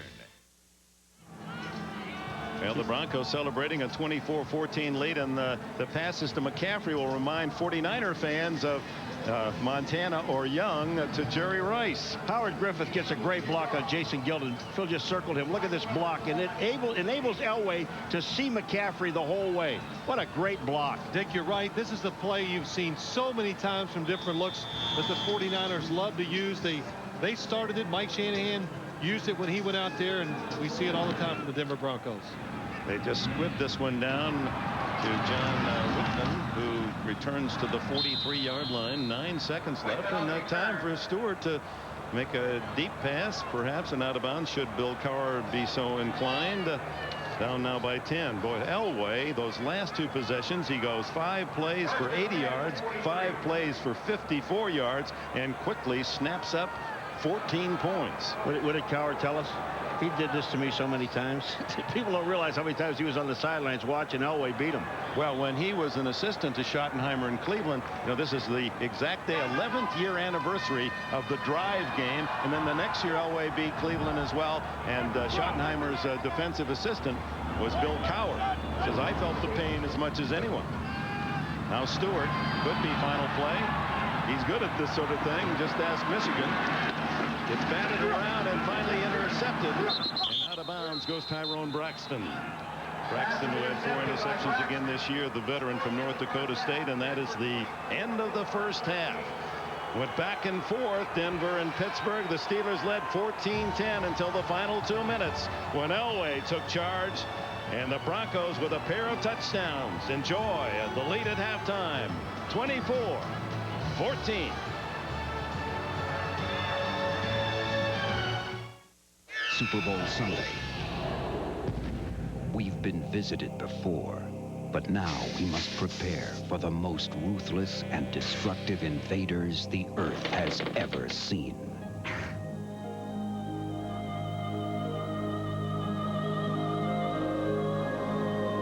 Take me to your leader. That would be me. Actually, it's me. I'm the boss. No, it's not. Catch the big 1-hour Third Rock after the Super Bowl on NBC.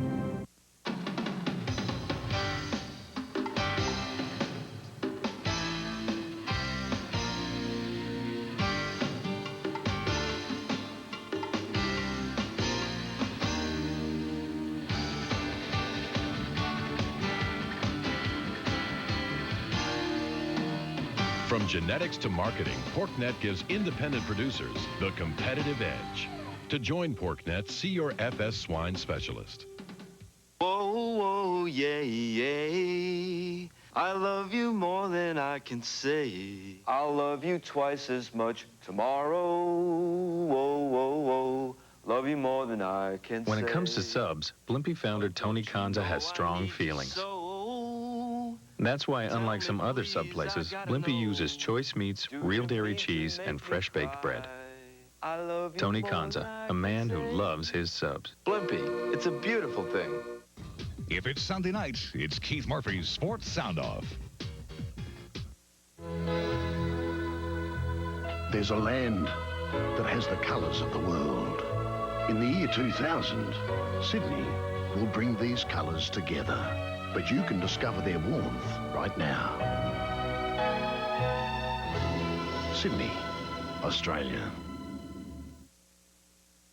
This is the Domino's Pizza NFL on NBC Halftime Report, brought to you by Domino's Pizza. Domino's, delivering 1 million smiles a day. Welcome back to Pittsburgh, everyone. I'm Greg Gumbel, along with Ahmad Rashad, Joe Gibbs, Sam Weish, and Chris Collinsworth. At halftime, the Broncos are leading the Steelers by a score of 24-14, and we'll talk about that first half in just a moment. But first, for the news around the league, let's go to Will McDonough down on the field. Will. Greg, let's go right to the biggest news in the league right now, in my opinion. I was talking to Danny Rooney, the owner of the Pittsburgh Steelers, last night, and he had told me there's going to be no labor deal in the league. They've been trying to work on this for the past 6 months with the players, and evidently their efforts are going to be fruitless. This blends right in with this Monday. I am told the NFL is going to start accepting bids on the new TV package, and they expect to have it all done by next Thursday, so everybody in the league will know how much money they're going to have to spend on players and with the salary cap over the next 4 or 5 years. I talked to John Butler, the general manager of the Buffalo Bills, a couple of days ago. He tells me they are going to try to sign Doug Flutie, the former Heisman Award winner who has been playing in Canada. Let's move on to the Oakland Raiders, who are still looking for a head coach. I am told that they're very interested in Art Shell, and owner Al Davis is trying to convince himself to bring Art back to coach the Raiders again. Another thing, I think the Raiders will wait to see and have a chance to talk to Jim Haslett, the defensive coordinator of the Pittsburgh Steelers, who's involved in this game here today. I think Bill Belichick of the Jets has taken himself out of the running. Let's move on to Minnesota, where Dennis Green has been rumored as another possible candidate for the Raiders. President of the Vikings, Roger Hedrick, told me this week he will not give permission for Dennis Green to talk to any other team about being a head coach unless they also want to make him the general manager or give him a higher position. Back to you, Greg. All right, Will, thank you. 25 years ago, Will McDonough was sitting in the press box here in Pittsburgh for the first ever postseason game in Three Rivers Stadium, Steelers against the Oakland Raiders, the Immaculate Reception. The version of this play you've undoubtedly seen is from NFL Films, but recently we unearthed the NBC version of that play. Here it is, as called by Kurt Gowdy. Last chance for the Steelers. Bradshaw trying to get away, and his pass is broken up by Tatum. Tipped off. Franco Harris has it. And he's over. What? Franco Harris grabbed the ball on a deflection. 5 seconds to go. He grabbed it with 5 seconds to go and scored. When you talk about Christmas miracles, here's the miracle of all miracles. Watch this one now. Bradshaw's lucky to even get rid of the ball. He shoots it out. Jack Tatum deflects it right into the hands of Harris. And he sets off, and the big 230-pound rookie slipped away from Warren and scored.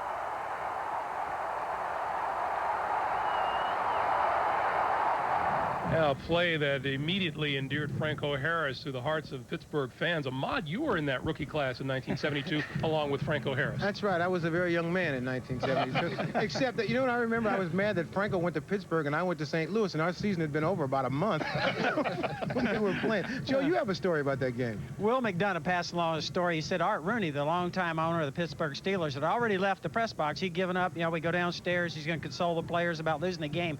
He goes down there. He waits about 10 or 15 minutes. All all of a sudden the players come running in, jumping up and down and going, we won. And he goes, how is that possible? That was how, the immaculate reception. All right, well, tonight on Dateline, an exclusive interview you don't want to miss. It's with Reggie Brown of the Detroit Lions. Brown was involved in that horrific accident 3 weeks ago when he was hit awkwardly in a game against the New York Jets and lay motionless on the Silverdome carpet. But 4 days ago, he was wheeled into a press conference, and he delighted everyone by getting up out of his wheelchair. Here's Reggie with Dateline's Lynn Cannon. No, I'm not angry at the game. It's just, you know, something that happened, you know, casualty of war. So, you think you're lucky to be alive? I would say I'm definitely lucky to be alive. And I'm definitely lucky and blessed, you know, to be in the situation I am now. Football is a tough and can be a dangerous game, but thank God we got a good situation here with Reggie Brown. Well, we did, and listen, this guy stopped breathing on the field out there, and it was the fast action by the team doctor and by the trainer, Kent Falb of the Detroit Lions in this case, who are certified athletic trainers. These aren't the same trainers that you get if you go to the gym and you're working out. These guys are trained for moments just like this, and it saved Reggie's life. But you know, Ahmad, thanks to some programs like the Miami Project, headed up by a former NFL player, Nick Bonacani, there's some real progress being made in this area right now, and we can only hope and pray that it really continues. All right, a special 90-minute Dateline tonight at 7 o'clock Eastern Time, and that'll be followed by the blockbuster movie The Fugitive, starring Harrison Ford and Tommy Lee Jones. Coming up, we'll talk about the first half of the Broncos and Steelers. First, we'll step aside for these messages from your local station.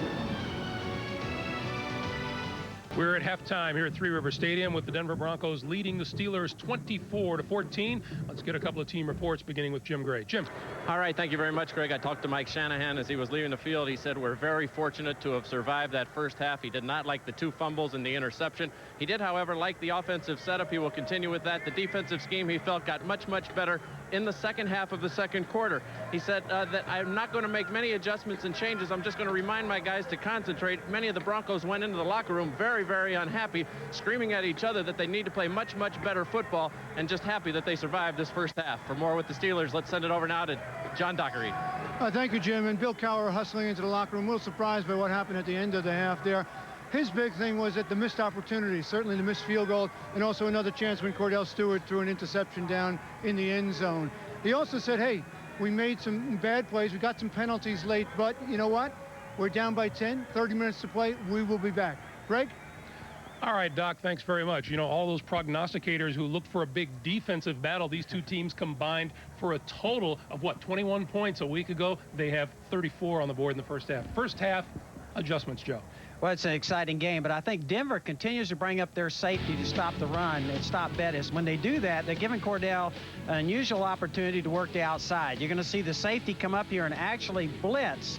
And when you do that, look at all the room out here for the 2 receivers on the outside. I think Cordell has got to work those outside receivers one-on-one. The second thing that Pittsburgh is doing a good job of is using their outside receivers to block Atwater. We talked about that in pregame, and I think they need to continue to do that. Here you're going to see the receiver coming across. He now blocks Atwater on the end of the line of scrimmage, and watch Big Jerome. They need to get him refueled at halftime and get him ready to go, because here he breaks outside and makes a big run.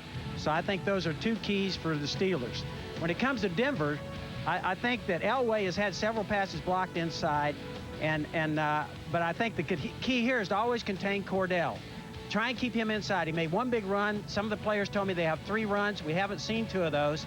Expect them to run in the second half. And the second thing is move the pocket for Elway. He's had balls batted. I think maximum protect or move him around to keep him from some of the pressure from getting to him like they did on the very last drive. Joe, I want to get back to a point you made a little bit earlier. They had Steve Atwater on the line of scrimmage to stop the run early in the game. It simply wasn't working. He was getting run over basically by Jerome Bettis. But late in the game, late in that first half, they moved him back to the free safety position, and then all of a sudden, Cordell and the Pittsburgh Steelers just kept throwing the football down the field. Jerome Bettis is averaging 7 yards a carry here in the first half. They have to get back to it. Sam, your insights. Well, remember, Cordell Stewart's a second-half player. He makes his mistakes in the first half, wins in the second, but John Elway is the comeback. Marty Schottenheimer is criticized losing to John Elway. Guess who the assistant coach was in '86 and '87 up in Cleveland? Bill Cowher. Well, Cordell Stewart has proven throughout the league that he's one of the best second-half quarterbacks in the business, but Denver 14-0 when they lead it to half. Huh? Surprised you guys, didn't I? Yeah. One half of football remains for the Broncos and Steelers. At stake, a berth in Super Bowl 32. Time to send it back to Dick Enberg, Paul McGuire, and Phil Simms. We'll see you on the postgame show. All right, thank you, Ahmad. And let's look now at our Coors Light halftime statistics, and they reveal a lot of action, especially by the Broncos. Remember, Mike Shanahan said he could have led his team to 500 yards had they caught those passes back 5 weeks ago. Well, they have 450. We're on a pace of 450, and there were over 50 yards in interference penalties against Pittsburgh. So his team has been productive despite a couple of turnovers. Now the quarterbacks, look at these, Phil Simms, John Elway, 13 for 20, and the second quarter was nearly perfect, while Stewart, struggling in the second quarter, only 10 yards and 2 picks. You know what? John Elway's getting really good protection. That's why he's throwing the ball well and making those plays. Denver's blitzing, getting to Cordell Stewart, and a couple bad decisions have hurt the passing game. Should Cordell run more? He gets the touchdown on that long run. Do you think we'll see more of that in the second half? Well, yeah, he really has a chance to break out. This guy, I mean, that's what keeps Denver back on their heels, and they should run him a little bit more. Steelers get it first. We'll see what their plan is as Will Blackwell slips at the 22-yard line. Darius Johnson there for Denver. Dick, one of the reasons why this Denver defense is having success, the blitzing, people coming free, hitting Cordell Stewart, making him throw the ball before he wants to, and before his receivers can get down the field, get open, and pick up those big first downs. Good job being aggressive and a good scheme in the first half by the Broncos defense. Well, New England so effective last week, although they lost at 7-6 in blitzing Stewart, and Denver following that pattern. Pittsburgh saw them on practice Friday. All they did was practice against the blitz, so they were expecting it. They just haven't adjusted well to it so far today. So Stewart and Bettis in motion now in the second half, and it's Bettis ducking to the 24, a gain of a couple. Tanuvasa makes the tackle. You know, we talked about the running backs in the opening, and the one that gets to 100 yards maybe be the team that goes to the Super Bowl. Terrell Davis, 73 yards. Now, he was out for a few plays. Jerome Bettis just ran the ball there, picked up 3 more yards. So, you know, I think they've got to get Jerome Bettis more involved in this ball game. Davis with the big 43-yard run to spark Denver early in the first quarter. Second down, 8. Stewart over the middle, complete to Thigpen, a juggling catch, and he brings into a couple defensive backs, shows you his strength, and plows to midfield into the 49-yard line. Thigpen, who's 205 pounds, he says, I like to run after the catch, and he shows why. Well, Dick, we asked him yesterday, what's your favorite route? He says the slant, the quick look over the middle, because I can get my hands on the ball, and then I can run with it. He's a physical receiver and fast. And strong. And strong. We can see all those attributes right there. Picked by the San Diego Chargers in '91 in the 4th round, but couldn't make it there, and has found quite a home here. A second Pro Bowl for Thigpen as a Steeler coming up. 27 yards on that play. First down at the 49. Bettis. To the 45-44-yard line. Mobley and Aldrich, the linebackers, with the tackle. Well, you said they need to run Jerome Bettis a little more here in the second half. I'm sure they went in at halftime. Bill Cowher, Chan Gailey, the offensive coordinator for the Steelers. Let's settle down, be a little more careful in the passing game, and let's get physical and tough, and that means running Jerome Bettis. Now let's go right back to our original game plan. It was working in the first quarter and halfway through the second quarter. There's no reason to change anything. 2nd and 5. Bettis really held in check last week by the Patriots defense. Stewart batted down by Trailer. Keith Trailer makes his presence felt, and Trailer, as you know, last week just before the game at Kansas City, his mother passed away. He flew to Arkansas to be there with family. Then the funeral this week. They gave him the game ball after the Kansas City win. He said he was all right until the players came to console him and honored him with a ball, and broke down then. He said, I thought about burying the football with my mom, and I thought, no, better yet, if I keep it, I'll be able to remember her in a positive way. Big, tough guy at 305 pounds.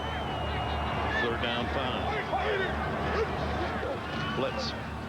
Good pickup by the Steelers. Finally, Atwater gets through, but the catch by Thigpen, and a first down inside the Denver 35. Good throw by Stewart. Dick, you said the right thing. Good blitz pickup by the Steelers. Cordell Stewart takes all day. Wants to blitz. Come up inside. It's two safeties. Look at the pickup. Will Wolford against Steve Atwater. Steve Atwater keeps after it. Almost gets to Cordell Stewart. But when you blitz, the middle is open.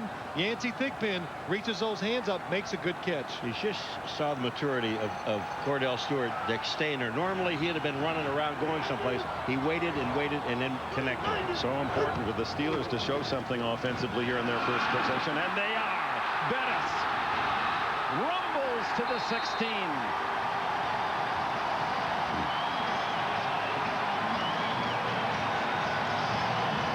$17 more for Bettis.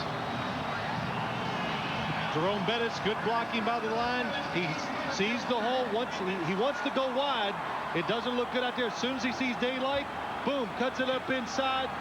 Big man, weighs 250 pounds, but the thing that's amazing about him, when you see him in person, how quick his feet are. He now has 73 to match the total by Terrell Davis, his Denver counterpart.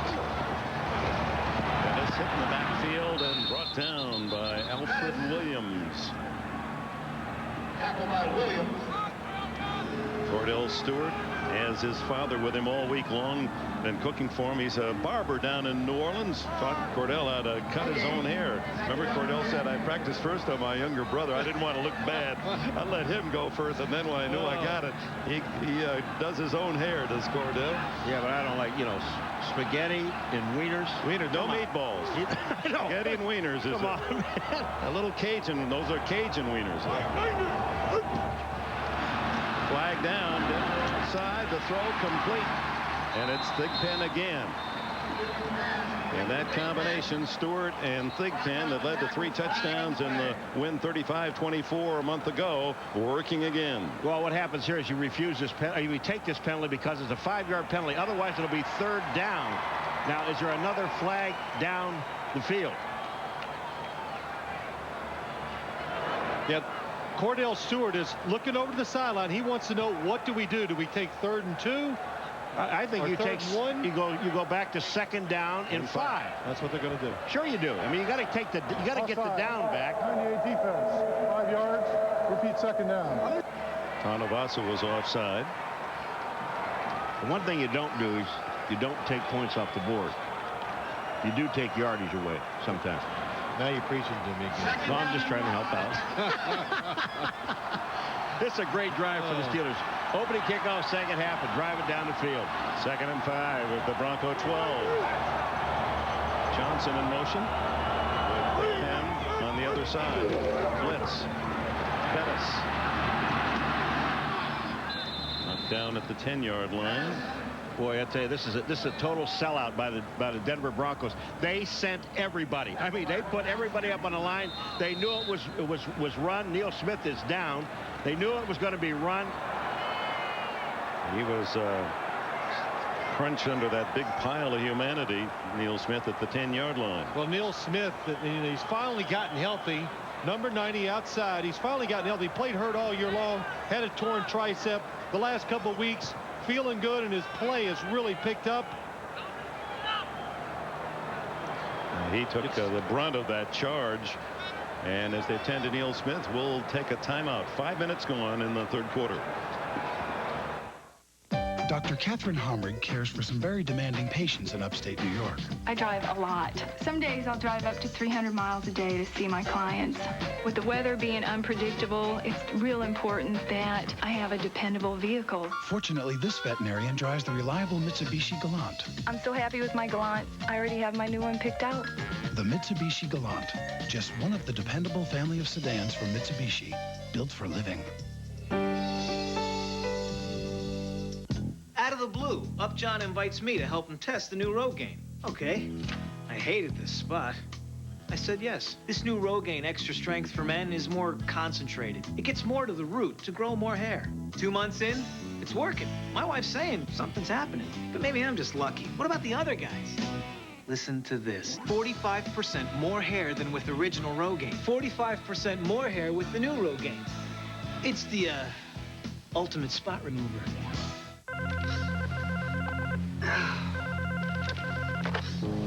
What? Jake, I didn't know who to call.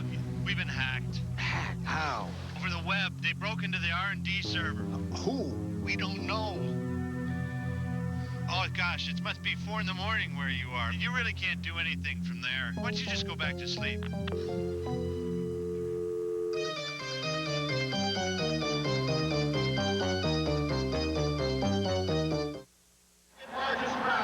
Looking at the left leg of Neil Smith, he did walk off under his own power. 10 minutes left in the third. And Neil Smith out. Harold Hasselbach will replace him at defensive end. 24-14. Denver leads in this AFC Championship game. Third quarter, first possession. And it's 3rd down and 2 for Cordell Stewart and the Steelers just inside the 10.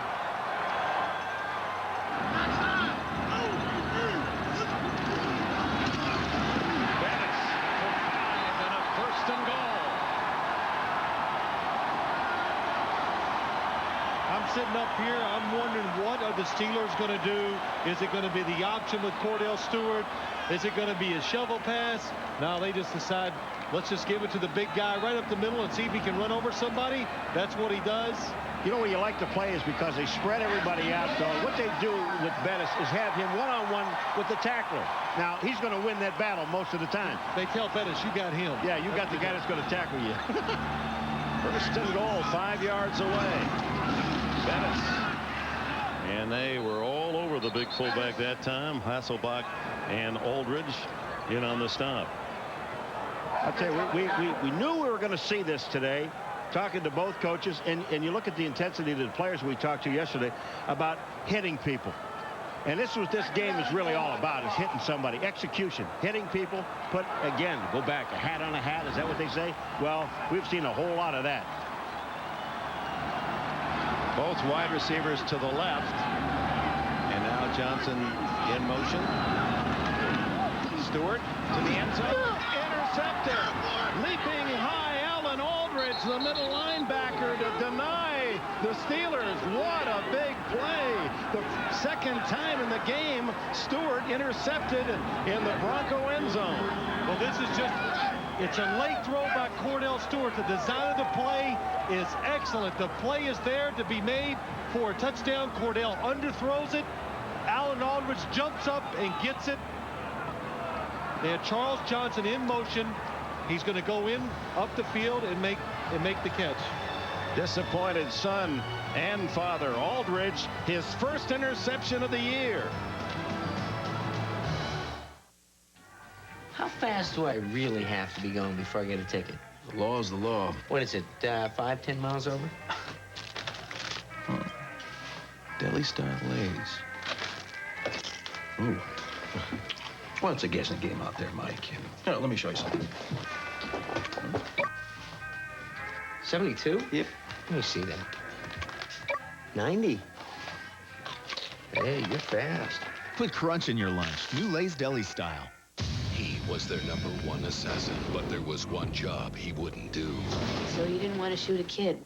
Now he's their #1 target. Charyan Fat, Mira Sorvino, the Replacement Killers. Rated R, opens February 6th. When you need color prints or copies, go to Kinko's, where you can get any quantity on regular card or glossy stock, plus a huge variety of sizes. Here's your order. Oh, that was fast. It's the pollen. Kinko's, color made easy.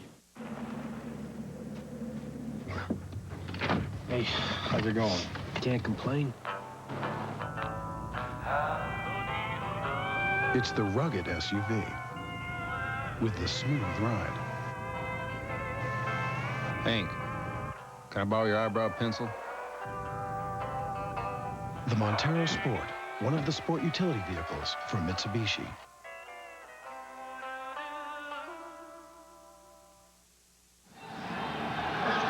Stunning turnabout for these Steeler fans as Cordell Stewart on 2nd and goal from the 5, picked off by a linebacker who had never intercepted a pass in his NFL career. Now Terrell Davis, and Davis sprints out for 9 on first down. Let's go to the interception. How did it happen? The conception of the play is good. Charles Johnson's supposed to go up the field in the back of the end zone. It's there. Cordell Stewart. What happens? He turns and looks. Takes way too long to throw the ball. Lets the defense react. That's why it's intercepted. And if Aldridge hadn't gotten it, Braxton would. And now Romanowski telling Cordell, you got to use your head. Use your head. Use your head. Use your head. Dick, Braxton would not have gotten it if Cordell would have just looked and thrown the ball, but he looked to make sure it was open. It took too long down the end zone. They can react to it too quickly. Davis goes outside and has big yardage again to the 44-yard line against a disheartened Pittsburgh defense who watched Cordell Stewart drive the team 73 yards, consumed over 6 minutes, only to be intercepted in the end zone. All right. Let's look at this play, Davis. Now, he only makes one cut to the outside. He sees the blocking. Bell gets caught up, who's a safety, up inside. So all Terrell Davis has to do is get back outside of him. This is why he's a great runner. It's supposed to go inside. Immediately he sees it's not there. He goes outside. They haven't allowed a 100-yard rusher in 2 seasons, and Davis now needs just 2 yards to hit the century mark. This could be it. Up the middle, and he's about 2 yards to the 47-yard line, and that would be 100 yards for the third-year runner from Georgia, Terrell Davis. You know what's really impressive about this Broncos running game, and it's been good almost every single game of the year, but you don't have to block them real well. Terrell Davis, if you just get your hat on him, he makes the yards, he makes the right cut. And just think if you're an offensive lineman, that's pretty exciting. You know, if you help him out a little, he can do a lot. 3 playoff games this year for Davis, 3 times 100 yards. 2nd and 8.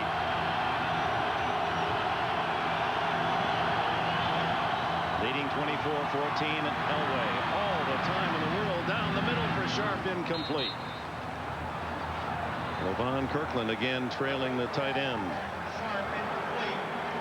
A reminder to go online to msnbcsports.com. You find out how Bill Cowher developed into one of the AFC's most successful coaches and personalities. Then check back later today for analysis on the Super Bowl matchup and an early look at the keys to the game. Cast your ballot on who you think will win. It's all at msnbcsports.com. 3rd down 8.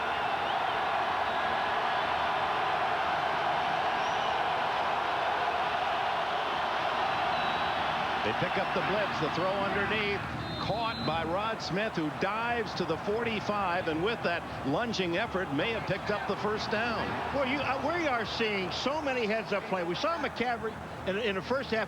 I mean, he puts the ball over the goal line, should have been a touchdown, comes back and gets it. But this play right here by Smith, you talk about heads-up, it's a first down. You don't have to measure this. It's first down. Well, that's right. You haven't missed one in 10 years. When your job is done up here, we'll just hire you to go down there. You know, he may be wrong now, Phil. It's the playoffs. He might have weakened, you know, late in the year. He gets tired. Yeah, wrong. No, Dick, are you kidding? You can't be an official. You know why? Because you just can't wear stripes, big boy. He just can't. That would be ugly. But here, a blitz coming to the left of John Elway. Picked up again. Terrell Davis gets Myron Bell. Rod Smith. He sees the blitz. He changes his route. And then the smartest thing of all, reaches out for the first down. At the 45-yard line with less than 6 minutes remaining in the third quarter. Terrell Davis, nothing there. May have been able to burrow for one. Joel Steed there for the stop. They are eating up an awful lot of clock. I mean, we're inside 5.5 minutes. Let's go to John Dockery. You know, Dick, it's a significant change in the wind. Right now it is blowing across the field diagonally into John Elway's face. And that ball he threw deep down the middle a few plays ago, it actually took the nose down and affected the throw. All right, Doc, indeed, the Braves have hardly any at kickoff. You know, Dick, John, that's a good point. We can't feel the breeze up here, but Shannon Sharp was open down the field. I was wondering, John Elway underthrew it. Davis swings it outside and then bumped out of bounds after a gain of a couple at the Pittsburgh 42-yard line. Dante Jones, who is in for Greg Lloyd. You know, Lloyd, who many times a Pro Bowler, 5 times on the sidelines today in November, late November, had an infected ankle and a staphylococcus infection, which can be deadly. In fact, they said he was very seriously ill, was in the hospital for a considerable time, and probably won't play if the Steelers should go on to the Super Bowl. That's Greg Earl Holmes. Earl Holmes, the middle linebacker. They attend to him. Timeout at the 4:40 mark in the third. This is where I work. These are my co-workers. Those are my customers. And that's me. Employee number 8.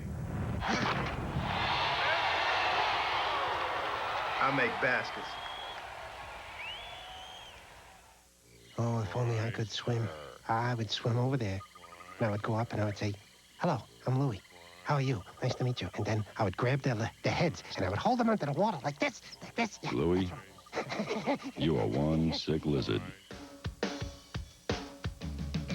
Well, if I had money, I'll tell you what I'd do. I'd go downtown, buy a Ford truck or two. I'm crazy about a Ford truck. Lord, I'm crazy about a Ford truck.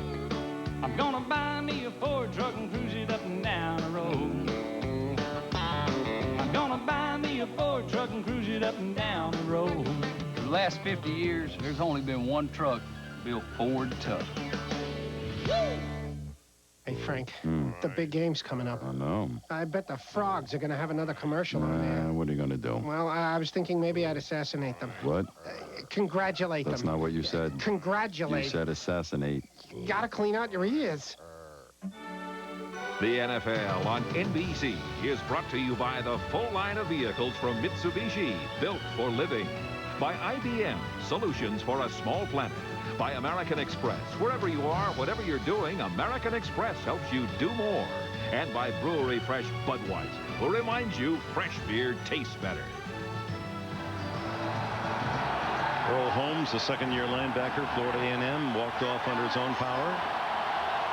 Mike Shanahan, the 45-year-old head coach of the Broncos, has his team in front by 10. Leading one of the leading tacklers. Holmes out of the lineup for the moment. Elway on 3rd down 7. The throw incomplete, intended for McCaffrey at the 35-yard line. Elway under pressure with a blitz coming. Darren Perry. Well, Pittsburgh's having a very hard time lining up against the spread offense of Denver. They come on the blitz. John Elway has to get rid of it. Just leads the receiver too far towards the middle. McCaffrey can't make the catch. J.B. Brown was the man in on the blitz as Darren Perry, the veteran safety from Penn State. Only the second Denver punt. Courtney Hawkins this time back at the 10-yard line. Bruin sends a dying spiral up. That's going nowhere. That bounces back to Aldridge at the 32-yard line. That kick of only 10 yards.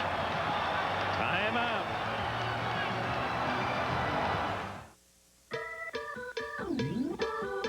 There are over 3 million people who count on Ford Taurus because Taurus has proven itself over 100 billion real-world miles and offers a Duratec engine built to go 100,000 miles before a tune-up.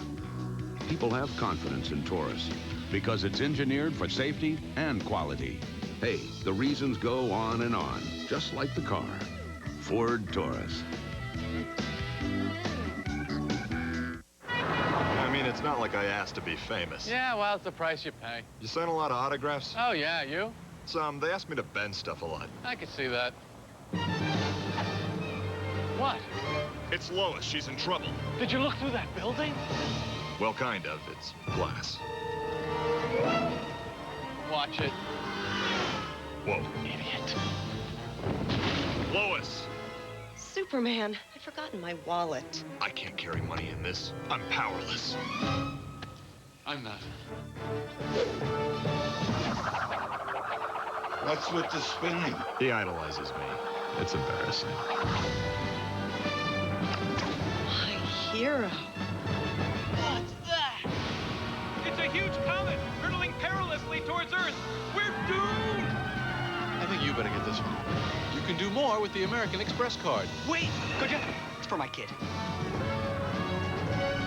40 years of Motown, The Temptations, The Four Tops, Smokey Robinson, Boys to Men, and more. The Royal Caribbean Super Bowl halftime show, January 25th. Three Rivers Stadium, Pittsburgh, and the Goodyear Blimp Spirit of Akron hovering above our arena, providing a great view. 1998 marks the 100th anniversary of Goodyear, the 73rd year for its blimp fleet. Cordell Stewart and the Steelers get a break on the 11-yard, officially the 11-yard punt by Ruin, and they'll start just outside the 31. Stewart, last 10 passes, 2 complete, 3 interceptions. 24-14 Denver, 4:02 left in the third. Brought down after a gain of about 6. John Mobley made the stop. Well, this is a triple threat offense, the Steelers. They had a 3,000-yard passer in Stewart, Thigpen a 1,000-yard receiver, and Bettis well over 1,000 as a rusher. Hadn't happened in Pittsburgh since the last Super Bowl team, that 79 team, when it was Bradshaw, Stallworth, and Harris that had the big numbers. Don't know, those numbers are almost the same. Look at it. Went on to beat the Rams in Super Bowl 14. Second down for 5. Bettis again. There's the first down and more. Battles to the 45. Well, if they're going to they're in the game, but I mean, really get this thing back to normal, to maybe a 3-point game, yeah, they got to go to this guy Bettis. Watch the power of Bettis. The holes are in the middle, and he just makes moves to get a first down. The strength in his legs, just keep giving him the ball till he gets tired. Yeah, usually it's the other way around. He wears down the defense. He has his biggest games in the second half. First down across the 45. 2:42 left in the third. Stewart. Caught. Charles Johnson, his first catch of the day. Darian Gordon on the coverage. Mobley helped out on the tackle. Well, it appears that Crockett is staying with Thigpen. Is that what's happening? That's right, Dick. Ray Crockett is covering Yancey Thigpen today, so that puts Darian Gordon on the other side, or following Charles Johnson. This time, good throw by Cordell Stewart. Puts it into the body of the receiver, even though it was good coverage by Darian Gordon. Watch Darian Gordon's left hand. He gets it in there, right where the ball is. This is a super catch. But the receiver kept going back towards the quarterback. That's why he made the catch. 12 yards on the play. The Colorado connection. They were teammates with the Buffaloes. Throw underneath to Tim Lester, and the blocking fullback gets about 7, maybe 8 before Tonavasa and Aldridge can collaborate on the tackle.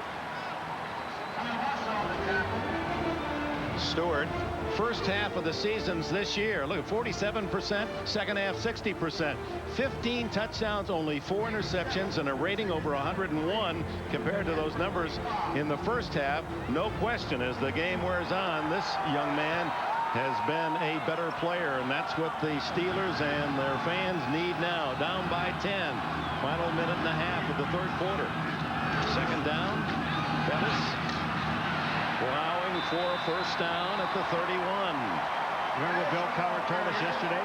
Making adjustments. Being able to make an adjustment. When you win at halftime, what isn't working in the first half, throw that out. Make adjustments of things that you have to do in the second half. And that's what this team does. Neil Smith has returned to the lineup, number 90 for the Denver Broncos. Less than a minute remaining now in the third. Bettis at 97 yards for the game. And 49 of those yards coming after his first hit.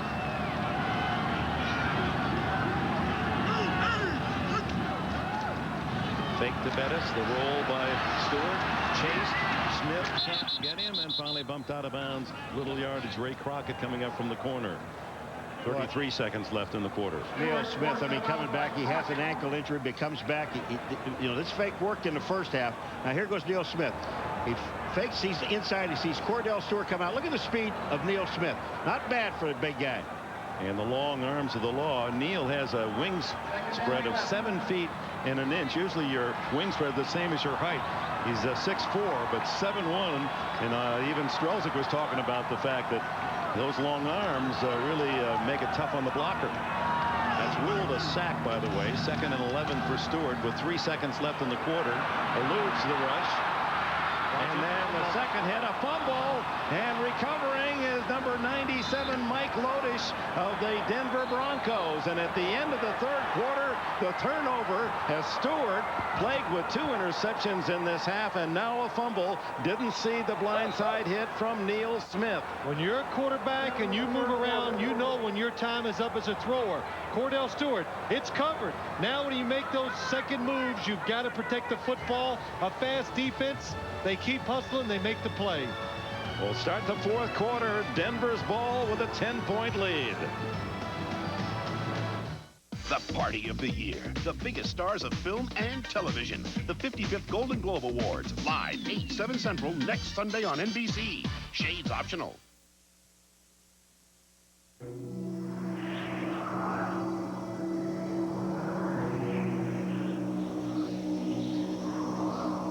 At 32 degrees, water turns to freedom.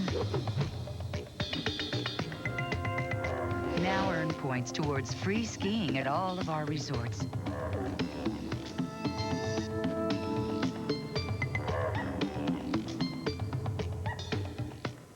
The best built, best-selling American trucks are built Ford tough. And it's obvious why the F-150's been the best-selling truck for 20 years running. You get a powerful Triton V8 engine, 4-wheel drive, a split bench seat, power, everything, and tons of features. And for a limited time, a new 98 Ford F-150 XLT 4x4 is only $229 a month. Just see your local Ford dealer today.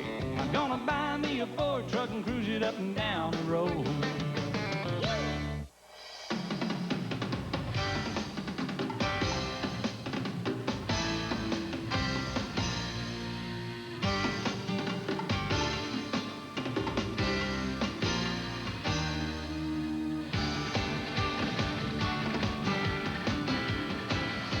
FS Agri-Finance. If you can plant it, feed it, apply it, or pump it, we'll finance it.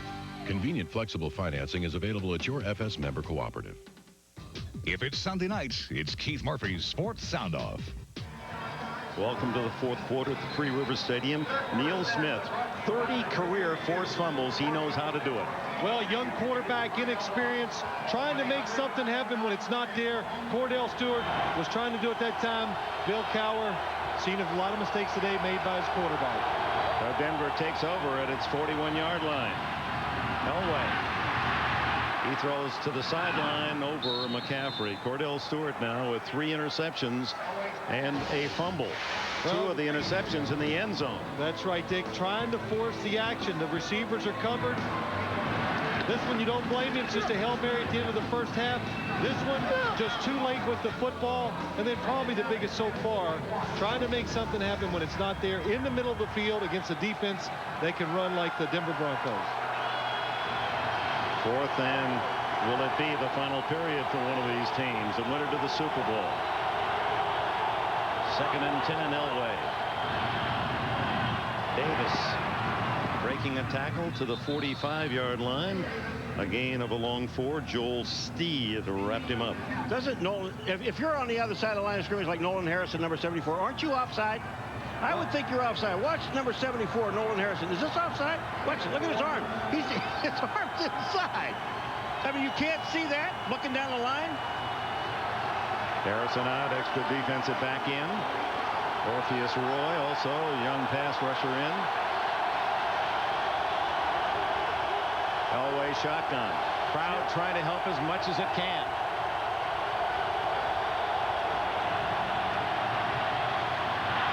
Oh, what a catch in the open field by Rod Smith, and a first down at the 35-yard line. Smith, who has a reputation of making the brilliant catch, and it's the one that's perfectly thrown that he has trouble handling, as he showed 5 weeks ago. Blitz by the Pittsburgh defense. Shannon Sharp, the tight end, in the backfield.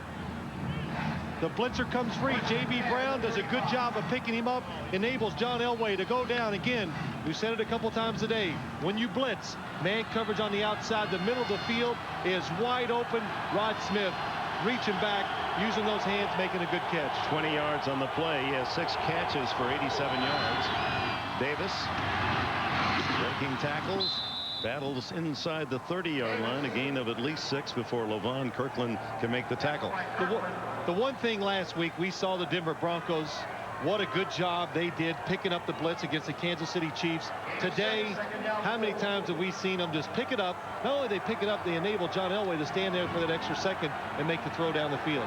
John Elway, as he tucks his head in the huddle, can look at the clock. 13 minutes separate Elway and the Broncos from a Super Bowl opportunity for this 37-year-old warhorse. Can the Steelers stop him?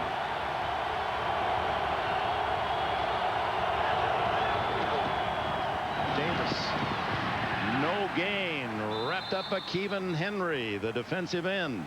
You know, Dick, you go back to that catch, Phil, of Rod Smith, and we were here, what, some 5 weeks ago, when they couldn't buy a catch. I mean, I'm talking about balls that were hitting them in the stomach, hitting them in the hands. They're dropping everything. Now, today, these guys are picking up everything. Well, you think they hear much about it? I don't think so. This week, that's all we've talked about in the opening, the pregame, how they couldn't catch the ball. But today they've been excellent catching the ball in tight places.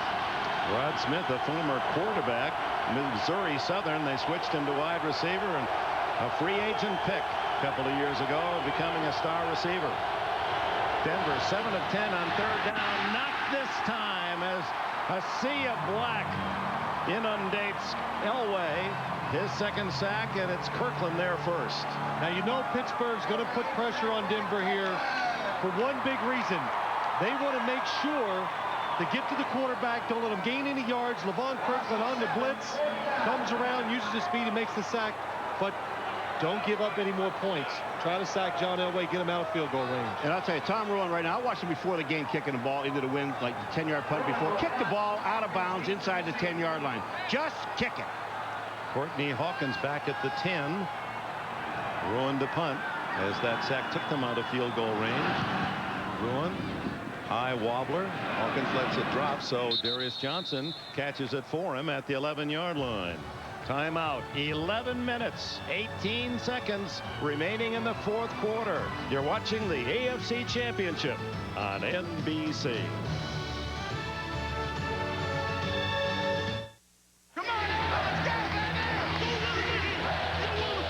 KFC presents Goal to Go. In Week 2, the Cowboys led Arizona with just over a minute to play. The Cardinals drove to the Dallas 1-yard line, and on second down, quarterback Kent Graham kept his cool and threw to Pat Carter in the end zone for the touchdown. He's got it! He scores! Vince Tobin's Cardinals went on to an upset win over the Cowboys. Dawn. The sun thaws a frozen field. The much-anticipated day is here. The smell of victory fills the air.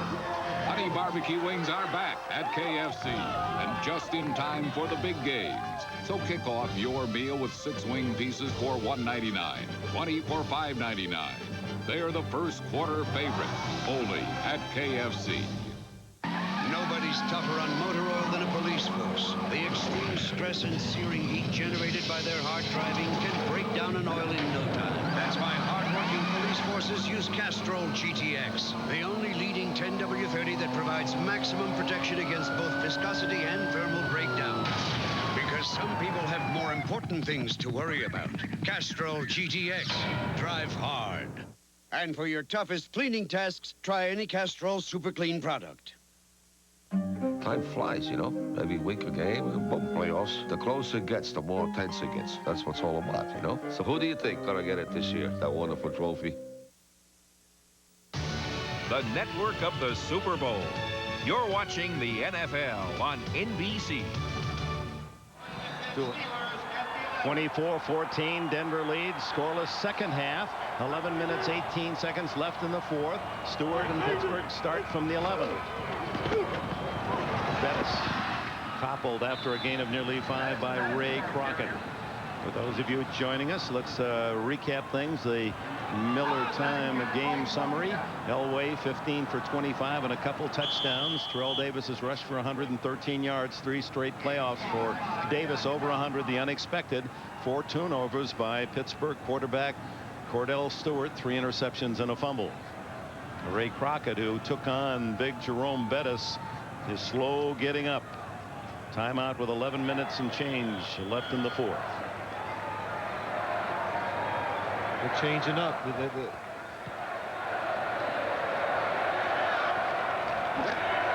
Hey, kid. Yeah? Get the Super Bowl stuff to San Diego on time. And don't mess it up. I'm on top of it. I'm on top of the world, looking down on creation and creation. Oh, my God! Football! Need official Super Bowl merchandise? Go to superbowl.com. Oh, no. An IBM e-business. Eileen Smith, Staples manager, passionate about low prices, never suspecting that just across town lived her identical twin, Stella, office manager, separated at birth. Then came the day that was bound to happen. Excuse me, how much is this hole puncher? 79 cents. I don't believe it. Just 79 cents? That's amazing. I know, isn't it great? Yeah. For guaranteed low prices and a full-service copy and print center, it's Staples. Yeah, we've got that.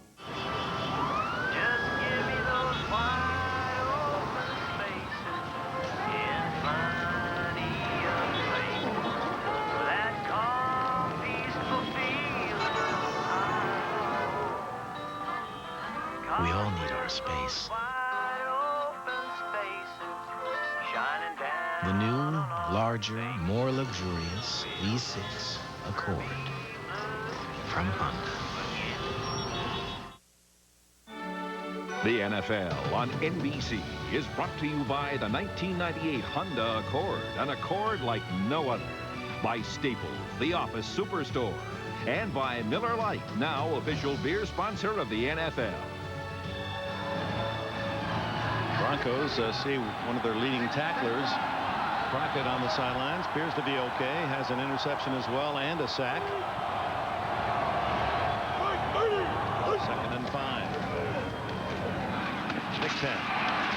Hit immediately by Darius Johnson, who's in for Crockett, so they immediately go after the replacement of Crockett, and it's a first down. There is no sense of urgency, but you're getting close to what, 10 minutes to go in this ball game. You got to move it along a little quicker.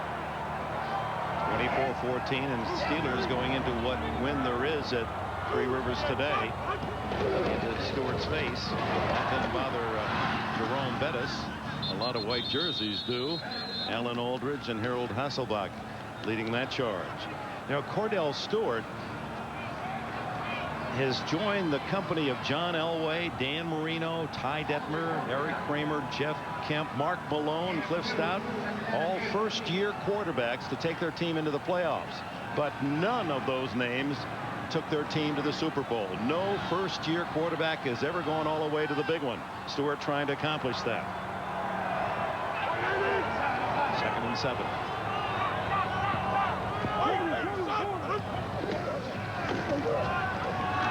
Almost intercepted by Darian Gordon, and Gordon had his sights set on 6. Darian Gordon inside. All he's doing, he is just watching Cordell Stewart. He looks at the receiver the whole time. He makes the break on the football as Cordell's letting it go. If he'd have decided just a little bit earlier, it's an interception for a touchdown. Gordon, who was a high school state champion wrestler back in Shawnee, Oklahoma. He got beat here the last time they played like a drum. Yancey Thigpen, 3 touchdowns on that young man right there. Cordell Stewart, 5 touchdowns the first game against Denver. Nearly 5 turnovers today against Denver. 3rd down throw. Is it a catch? No, he trapped it. Courtney Hawkins down low. But it took one hop and the official right there to wave it off. Well, the official is there, and this ball is thrown low, and it's thrown to the outside. The one place you really want to throw the ball, but you look at it, goes right through his arms. It's on the ground. It's an excellent call. The official was in a perfect position to do it. Stewart wanted the catch, but incomplete. 9 minutes and 28 seconds, and the Steelers will have to give up the ball. Cordell Stewart knows, get that first down, get some rhythm with the offense, get moving, and he'd have a chance to make some plays, and but didn't connect on the 3rd down, stops him. Gordon back. He averaged 13.5 per return. He won't have a chance in this one. Short kicks, lateral bounce. That's that love-hate relationship, Cowher and his punter. A short 34-yarder to the Denver 40.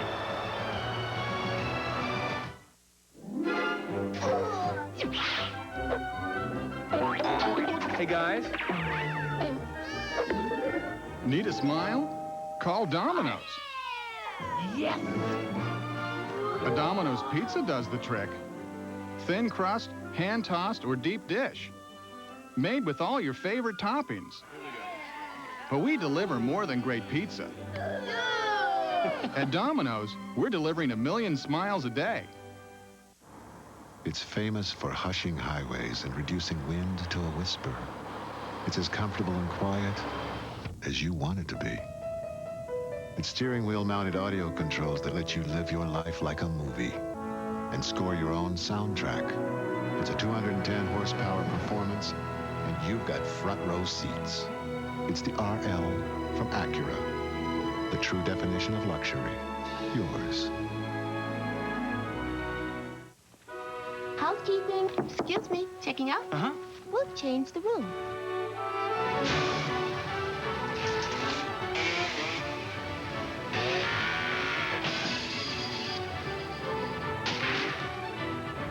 Holiday Inn hotels are undergoing a $1 billion renovation to make every Holiday Inn as good as the best Holiday Inn. Oh, you're back. Your toothbrush. That means we're changing a lot more than the sheets. Holiday Inn will put you in a better place. The NFL on NBC is brought to you by Domino's Pizza, delivering 1 million smiles a day. Call for pizza now and share a smile during the game. Back in Pittsburgh with a reminder tonight on Dateline, interview exclusive with Detroit Lions Reggie Brown. We prayed that he was alive when we did that game in Detroit, along with the players themselves, both huddles, and then prayed that he'd walk, and he appears to be recovering. It's a courageous story. That's on Dateline tonight. I don't remember being that scared watching a ball game. Elway on first down from his 40, overthrows the wide open Shannon Sharp. This is the chance the Pittsburgh Steelers are going to take. They're going to come after John Elway when he throws the ball. But what could happen is it's going to give them, the Denver offense, a chance to make that big play. And that time, Shannon Sharp down the field uncovered. This was that throw there was Elway's fault. John knew he had him open. Well, there's a lot of people. Yeah, a lot of. Yeah, it really a little traffic jam down there, isn't there? Throwing with the wind here in the fourth quarter.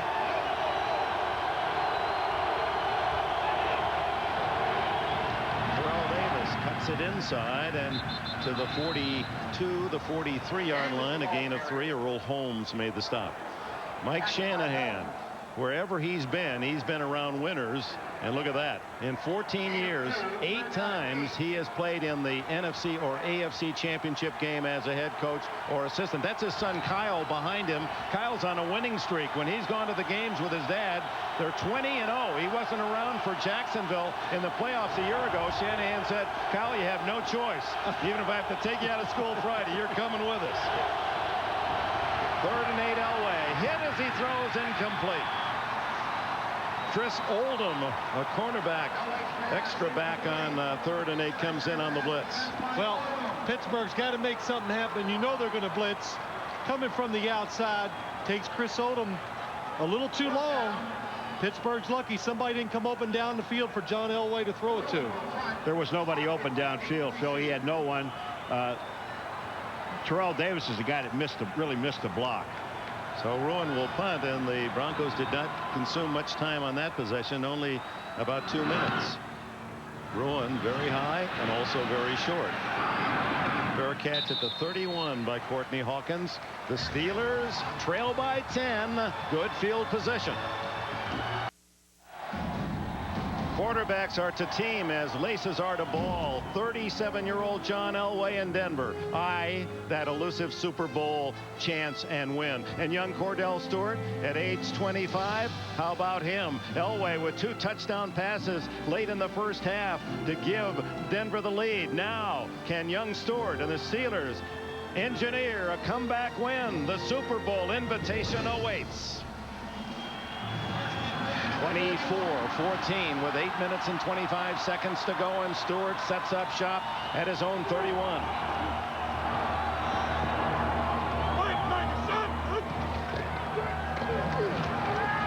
Down the middle, Bruner the tight end, and it might have been deflected by a linebacker, Aldridge or Mobley. The Denver the Pittsburgh offense, you got to be patient. Denver's ahead. You know they're going to be a little conservative on defense. They want you to have to make a bunch of plays to go down the field and get a chance to score. Championship game records in the AFC, the largest comeback wins. San Diego here 3 years ago broke the hearts of the Steeler fans, and 7 points accomplished several times. So 10-point deficit is a big one based on history in this game. 2nd and 10. Stewart chased by Smith to lose.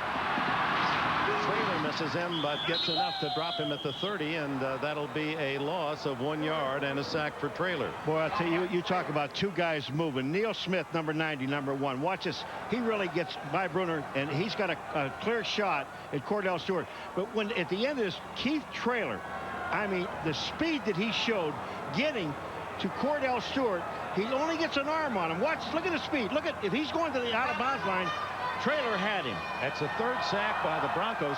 Pittsburgh, only 20 sacks all year. That was best in the league. So they've kept pressure on Stewart with those blitzes and individual effort. 3rd and 11. 8 men. Stewart has to throw it up for grabs, and it's batted away. Ray Crockett over the top of Yancey Thigpen. The reason the defense, why they bring them all that time, they take the chance to get to the quarterback. They know Pittsburgh can't pick them all up. It's 3rd and 10. The offense has to get rid of the ball quicker than they want to. They have to throw it shorter. Look at all the people coming on the blitz. Watch 27, Atwater. You want to see a guy go down in a heartbeat? Watch Atwater. Someone reaches up, boink, just throws that kid with a shot, just knocked him down. And that's the new thing in this NFL. 3rd and long, defenses now blitz. They don't play a safe defense and try to make you throw it short. They blitz you, they make you throw it short. Midway through the 4th. Miller's left-footed punt, and how quiet this Three Rivers partisan crowd has become. Gordian takes no chances, and it's down by Oldham at the 29. Cordell Stewart checking the clock. Will there be time enough for Pittsburgh to score at least 10?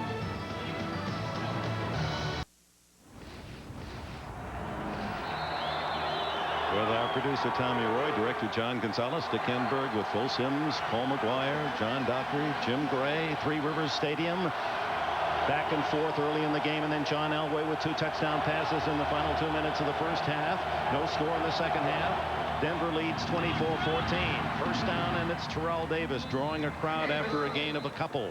Earl Holmes and Dante Jones in on the tackle. John Elway at 37 years of age in his 15th year in the league. He got to the Super Bowl 3 times as a youngster. It's been a long wait, and here in the twilight of a great Hall of Fame career, Elway is within 7 minutes now from a 4th chance at that Super Bowl ring that would be the final stamp on a career that said how great this man has been.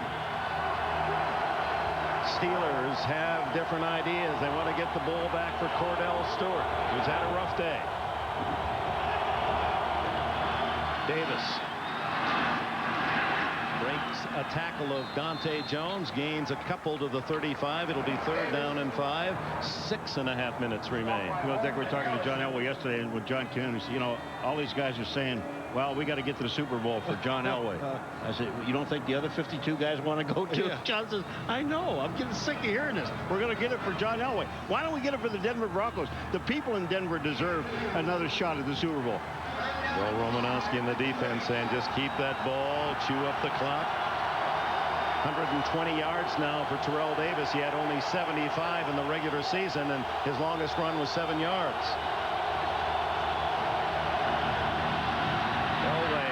Griffith, that was a combination that worked for a touchdown, not this time, and that stops the clock with 5:53 left, and Pittsburgh will get the ball back. Well, the Denver Broncos, they know just 1 first down really makes a difference in eating up this clock. They could take it down to 3 or inside of 3 minutes if they just get 1 first down.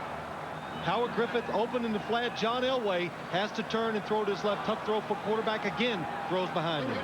Last 3 punts by Ruin, 11, 25, and 28 yards. Will Blackwell doesn't know quite where to camp. He's back at the 25. And Ruin hits another dying spiral that takes a bounce for Denver down to around the 20-yard line. 10-point lead, 5:43 to left. And on NBC tonight, Our fugitive has been on the run for 90 minutes. Harrison Ford, Tommy Lee Jones, the motion picture blockbuster at 8:30, 7:30 Central. Go get him. After a special 90-minute Dateline, The Fugitive, NBC tonight. Harrison Ford and Tommy Lee Jones, former footballer at Harvard, and won an Academy Award for his portrayal. Tonight, The Fugitive on NBC. Ray Crockett is back, Dick. At that left corner. First and 10 Steelers. Blitz from Gordon. Stewart straight arms him away. Scrambles, stops, throws, and completes. Will Blackwell, first down at the 38, his first catch today. Tyrone Braxton the stop. Well, Denver trying to win the game here on the first couple plays. They're blitzing. Look, I never thought they'd blitz anymore. I thought they'd play it safe. Cordell Stewart shakes off the sack, comes outside, creates some time for himself, makes a good throw here for the pickup of the first down. 16 yards on the play, 5:15 remaining. In the middle, incomplete. Charles Johnson covered by Darius Johnson, not related.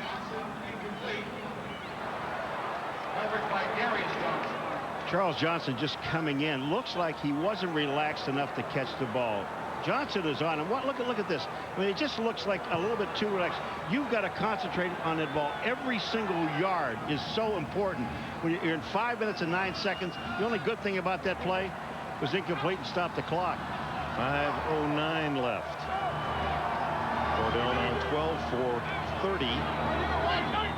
149 yards. Another blitz. And the quick pass works.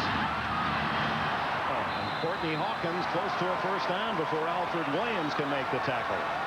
Well, Cordell Stewart, I can notice he's having a hard time getting in the rhythm, throwing this football.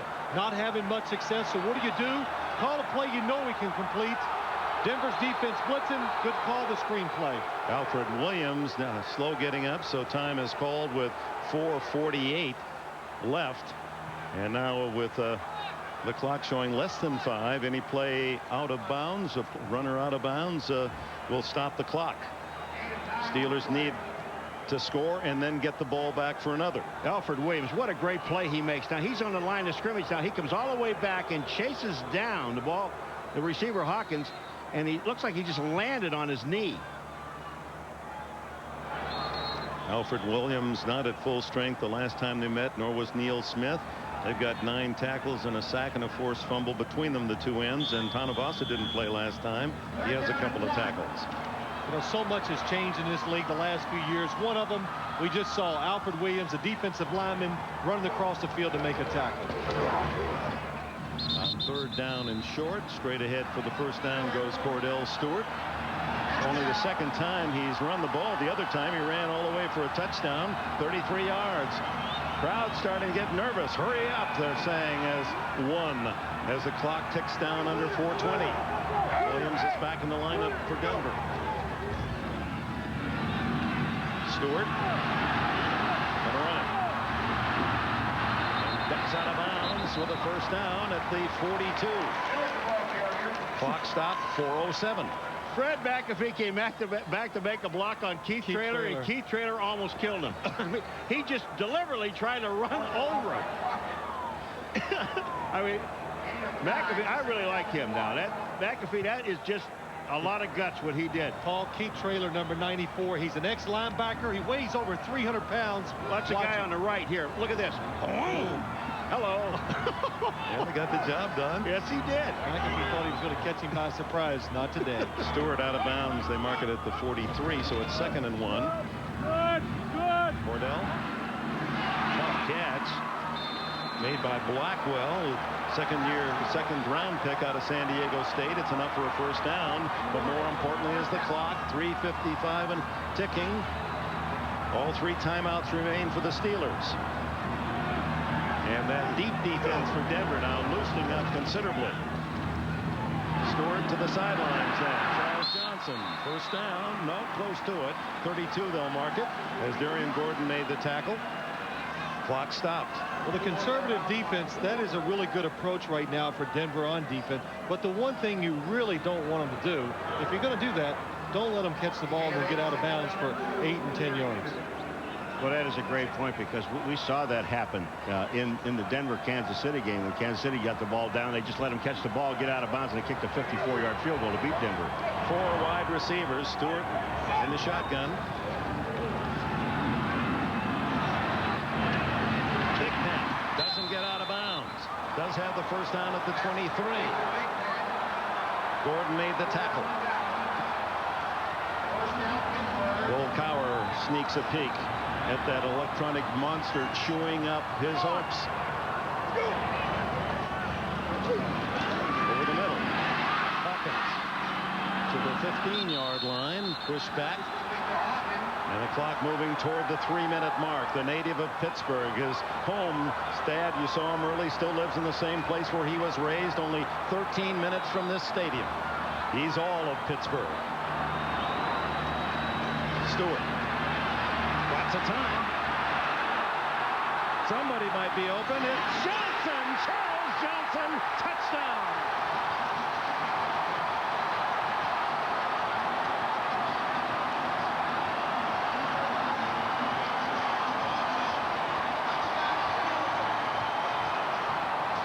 Cordell really showed some experience there. What he learned earlier. Nobody's open down the field. He didn't take a chance. He didn't force it. He moves around. Somebody opens up down the field, finds him, and makes a terrific throw into the corner of the end zone. He actually told Charles Johnson, just keep coming. You saw his hand wave. Just keep coming across. I'll get it to you. Now the try for point by Norm Johnson. And it is a 3-point game. 24-21. This is what I'm talking about. Look at Cordell. Once he sees Johnson, you watch him tell him, now keep coming. Just come on across. I'm going to throw the ball to the outside. You go get it. Thank you. You know, Cordell does a good job. It's hard for a quarterback to be moving to his right and throw a ball like that. Good job by him getting in balance. 2 minutes, 46 seconds remain. Hey, kid. Yeah? Get the Super Bowl stuff to San Diego on time, and don't mess it up. I'm on top of it. I'm on top of the world, down on creation and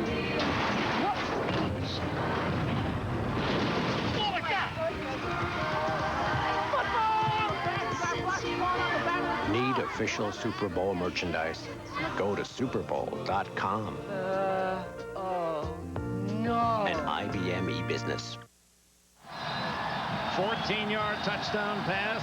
Teammates at the University of Colorado a few years ago. Cordell Stewart to Charles Johnson. And the Denver Broncos lead carved to 3. 24-21. Denver looks for the onside kick that will be accommodated as Norm Johnson, the veteran, tees it up, aiming to his right. And now they shift.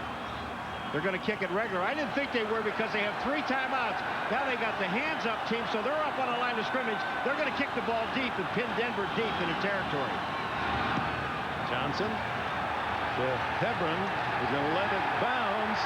Now has to take it at the 1. It worked beautifully, and he's tackled at the 10.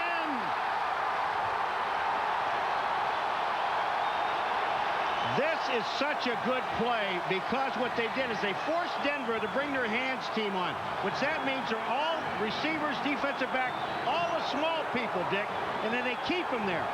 And then what they do now, so Denver can't get their people back off the field. Here comes the kick. Hebron thought the ball was going to go into the end zone. It hit and bounced straight up in the air. He had to return it. That's right. He couldn't take a chance because it could have stayed on the 1-yard line, Paul. He had to take it and return it and gets it to the 10-yard line. Last 2 possessions, Denver 3 and out. 2:38 remains. Elway to McCaffrey. The play that worked for a touchdown late in the first half. And McCaffrey appears to be injured as he's tackled at the 17. Stop the clock anyway on the completion, and the Ed McCaffrey looks like when he gets hit, he just gets twisted. Elway makes the half throw, makes a good throw. Ed McCaffrey turns it upfield trying to get those good yards. Tackled high. Myron Bell, the hitter. McCaffrey goes down on his knees, Phil. What he's trying to do is stay in bounds. You talk about heads up. Look at, he's trying to keep himself in bounds. So he sacrificed his entire body just to keep himself, to keep that clock going. Actually, he was down. He was in bounds. Both knees on the ground, sliding. But the officials ruled that he was out of the field of play, and the clock stopped. Wait a minute. No, they're working on that clock is going to start again, Dick. Because the official on the field wound up the clock. It is in bounds. And Elway's gone to the sidelines here, so he figures they'll wind it up, and either the Steelers will use one of their timeouts, or he'll just let it run down to the 2-minute warning. This clock is going to start. Well, Elway now back into the huddle. Left knee and mouth bloodied by Ed McCaffrey as he took that hit from Mo Bell. But the problem is, even though the clock started, Paul, it goes down to 25 seconds instead of 40. Now Denver is forced to run one play before the 2-minute warning. 8-7-6 on the play clock. Elway will use as much time as he can, and then gives to Terrell Davis. And Davis is hit by Earl Holmes at the 2-minute warning. Third down for Denver. 2 minutes to play. A 3-point game.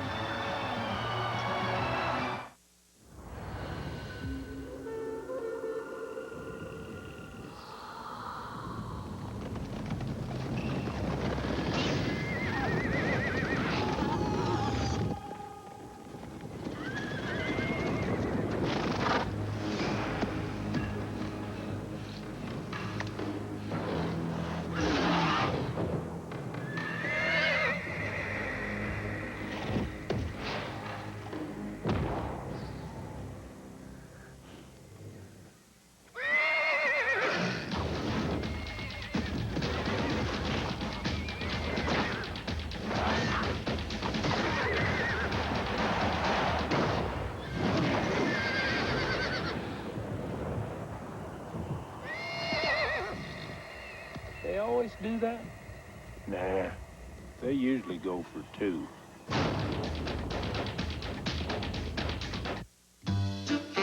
Been to some nice places. Yes, I have. Singapore is terrific. That's Prime Minister something. You see that? Scary. Fatima, big star. 52 countries in 2 years. This new software I've installed, it's gonna save your life. It's called Lotus Notes. Lets you collaborate on projects all over the world. You never have to leave the office. It's gonna be great to have you around.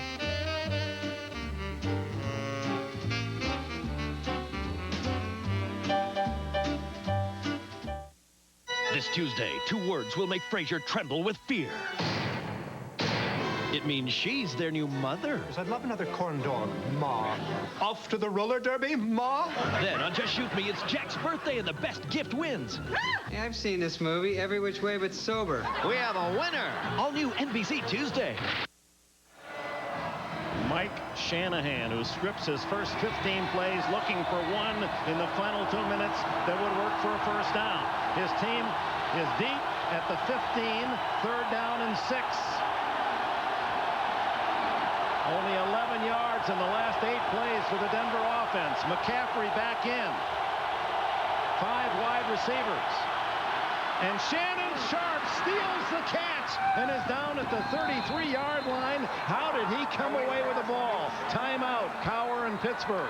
It's a good catch by Shannon Sharp, but you got to give this to John Elway. Stays in the pocket against the blitz, and he just puts everything he has on the ball. Sticks it right in. Look, Jason Gilden right there. It should have been knocked down, but what a throw by John Elway. Thon Flowers, number 41, makes the play, but look at this catch. I mean, and it bobbles the ball. He almost did it too hard. Oh, he did. You know, there have been times in this ball game, Phil, that we sat up here and looked at Elway when he has just reared back and fired. And I know he said the hardest ball he ever threw was that one in Cleveland that won the game in a 98-yard drive. But I'll tell you something, this might have been the second one he threw right here because he stuffed it in. Well, let's remember, this is a man that in the summer game ripped the tendon in his throwing shoulder, and instead of 2 attaching that bicep muscle, he has 1. He has an arm muscle about as big as mine, and he's throwing the ball harder than ever, he says. The heck with looks. What a great comparison, huh? Whoa. You've been working out, though, Dick. That A big 18-yard completion. Now the pressure on the Steeler defense as Elway rolls out, pumps it to McCaffrey. McCaffrey stays inbounds but has another first down at the 44-yard line. Is this a great call or what? Now you tell me, Mr. Quarterback, you were the most valuable player. Tell me about this call. Well, that was a great call, Paul. I mean, they know the Steelers are playing run all the way. They want to stop the run, call the timeout, save it. Mike Shanahan, hey, they had no success in these last few drives. He gets a big first down, tries to stay aggressive when he knows deception is on his side. First down. And no timeout called by Pittsburgh. Well, what was going to happen, I think Elway's going to wait till his clock runs out, and he's going to call a timeout. Pittsburgh wants to use the timeouts after the first, second, and third down. That's why they're saving it. And it's first down, but it's down under a minute now. 58 seconds as time is called by the Denver Broncos. 58 seconds from victory. Who are these people? They go to the strangest places, work in the tightest quarters, and gladly keep the oddest hours. Who are they? Forever probing and prodding, digging, exploring. Who are these people? They are Texaco, and what they do is find the energy the world needs to keep on running. Texaco, a world of energy. Back at Three Rivers Stadium, where this enthusiastic, huge Pittsburgh crowd has been quieted by John Elway. Remember Cowher telling us yesterday when everybody's talking about Elway and his miracle comebacks, all the things that he does. This is not a comeback. They were ahead. He said, "Don't forget, I was on the sideline for most of those." I'm one of those guys, and here he goes again. That's why he said, "I was so excited when we beat Denver here earlier in the year, and why I ran down into the end zone." I said that made some amends, but now Davis protecting the ball on first down, gets to the 45, and the timeout called by the Steelers. 52 seconds remain as the Denver Broncos trying to become only the 5th wild card team in the NFL to make it to the Super Bowl. There are the others. The Cowboys had to play only 2 games as a wild card to get there. The Raiders are the only wild card team to win it when they beat Philadelphia the 80 season, and then the Patriots and Bills the other 2 out of the wild card ranks to go to the Super Bowl. The odds are not good. That's over 100 wild card teams as Pat Bowlen, by tradition, 5-minute mark, 4th quarter, makes his way down to the sidelines as the owner of the Broncos and their CEO, an athlete himself, triathlete in his day. Tim Lester. Steve. Sty. I mean, these guys are just give us some hope. Give us the ball. Well, they know that they have a miracle maker in young Cordell Stewart. He can make some wonderful things happen, but will Denver allow? 2nd and 8, 52 seconds. Davis protecting the ball, but he has a first down, and Moore stays in bounds at the Pittsburgh 35, and that should just about wrap it up for the Denver Broncos. They're celebrating over on the far sidelines. Another first down, and the clock is running. Neil Smith, who left a terrific team, the Kansas City Chiefs, they couldn't sign him, comes to Denver for much a half or less of the salary that he was gaining in Kansas City. He wanted to be with a team with a chance. Romanowski, you saw, he knows the feeling. He was a member of a Super Bowl champion in San Francisco. And, of course, the man that they'll all be chronicling, the headliner, John Elway, one kneel down away from his 4th Super Bowl trip. And that'll do it as the Denver Broncos, the Wild Cards, have won 3 in a row on the road. And Mike Shanahan's team goes to San Diego, the AFC champions.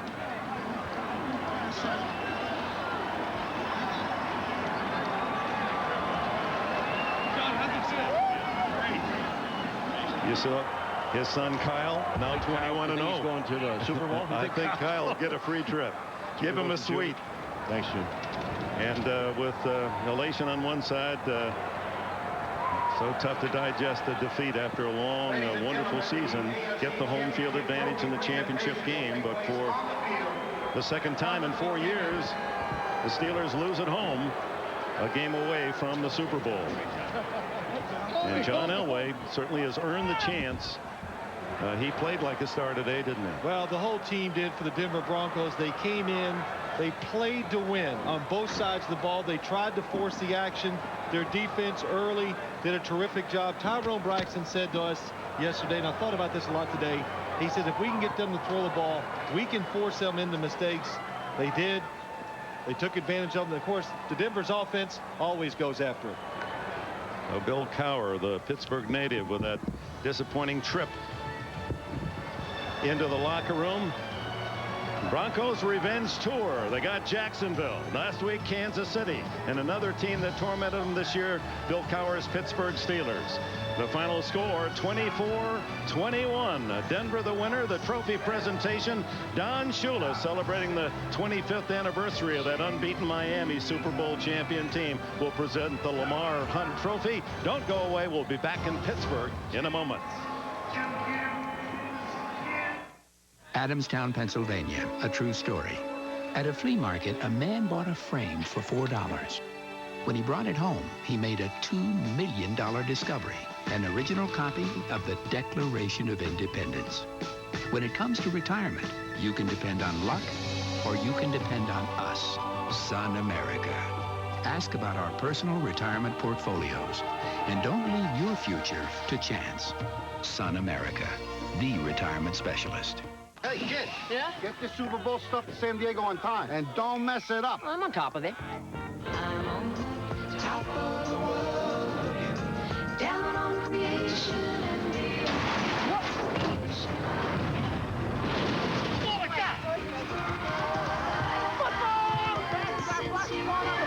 Need official Super Bowl merchandise?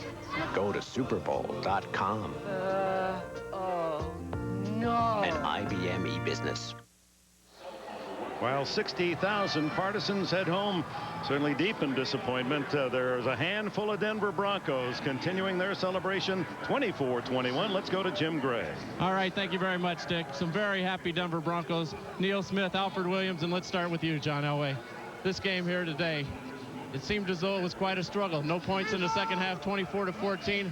Took a while to get on track. How would you describe this game? Well, I tell you what, it was awful loud when we started. We started slow, but we were able to make some big plays there in the second quarter and get ahead. And after that, man, the defense just took over. They kept stopping them, and we struggled a little bit offensively, but the defense just hung in there. And then when they did get it down there and get it close, we got the first downs when we needed them. So it was a big team win. Are you thinking at all, hey, we have several chances here with 9 minutes and we go 3 and out 2 or 3 times?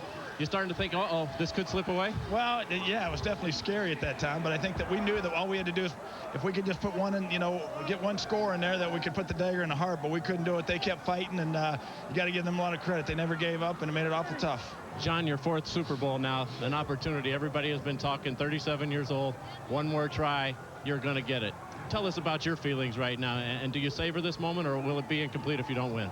Well, no, I tell you what, we're going to go in there and play the best game that we can possibly play, and hopefully we come out with a win. If we don't, we still had a great year. But I tell you what, we're going to put everything we got into that, and hopefully it's good enough to win. We look forward to seeing you in San Diego. Congratulations, John. Thanks, Jim. All right, the trophy presentation time. Let's send it over to Greg Gumbel. Come on, guys. The AFC Championship trophy, the Lamar Hunt Trophy, goes to the winner of the AFC Championship and half the ticket to the Super Bowl. Here to present that trophy to the Denver Broncos today is the winningest head coach of all time in the National Football League. 25 years ago, he and his Miami Dolphins won the AFC Championship game here in Pittsburgh en route to a perfect 17-0 season. Don Shula will present the trophy to Pat Bowlen of the Denver Broncos. Don. Thank you.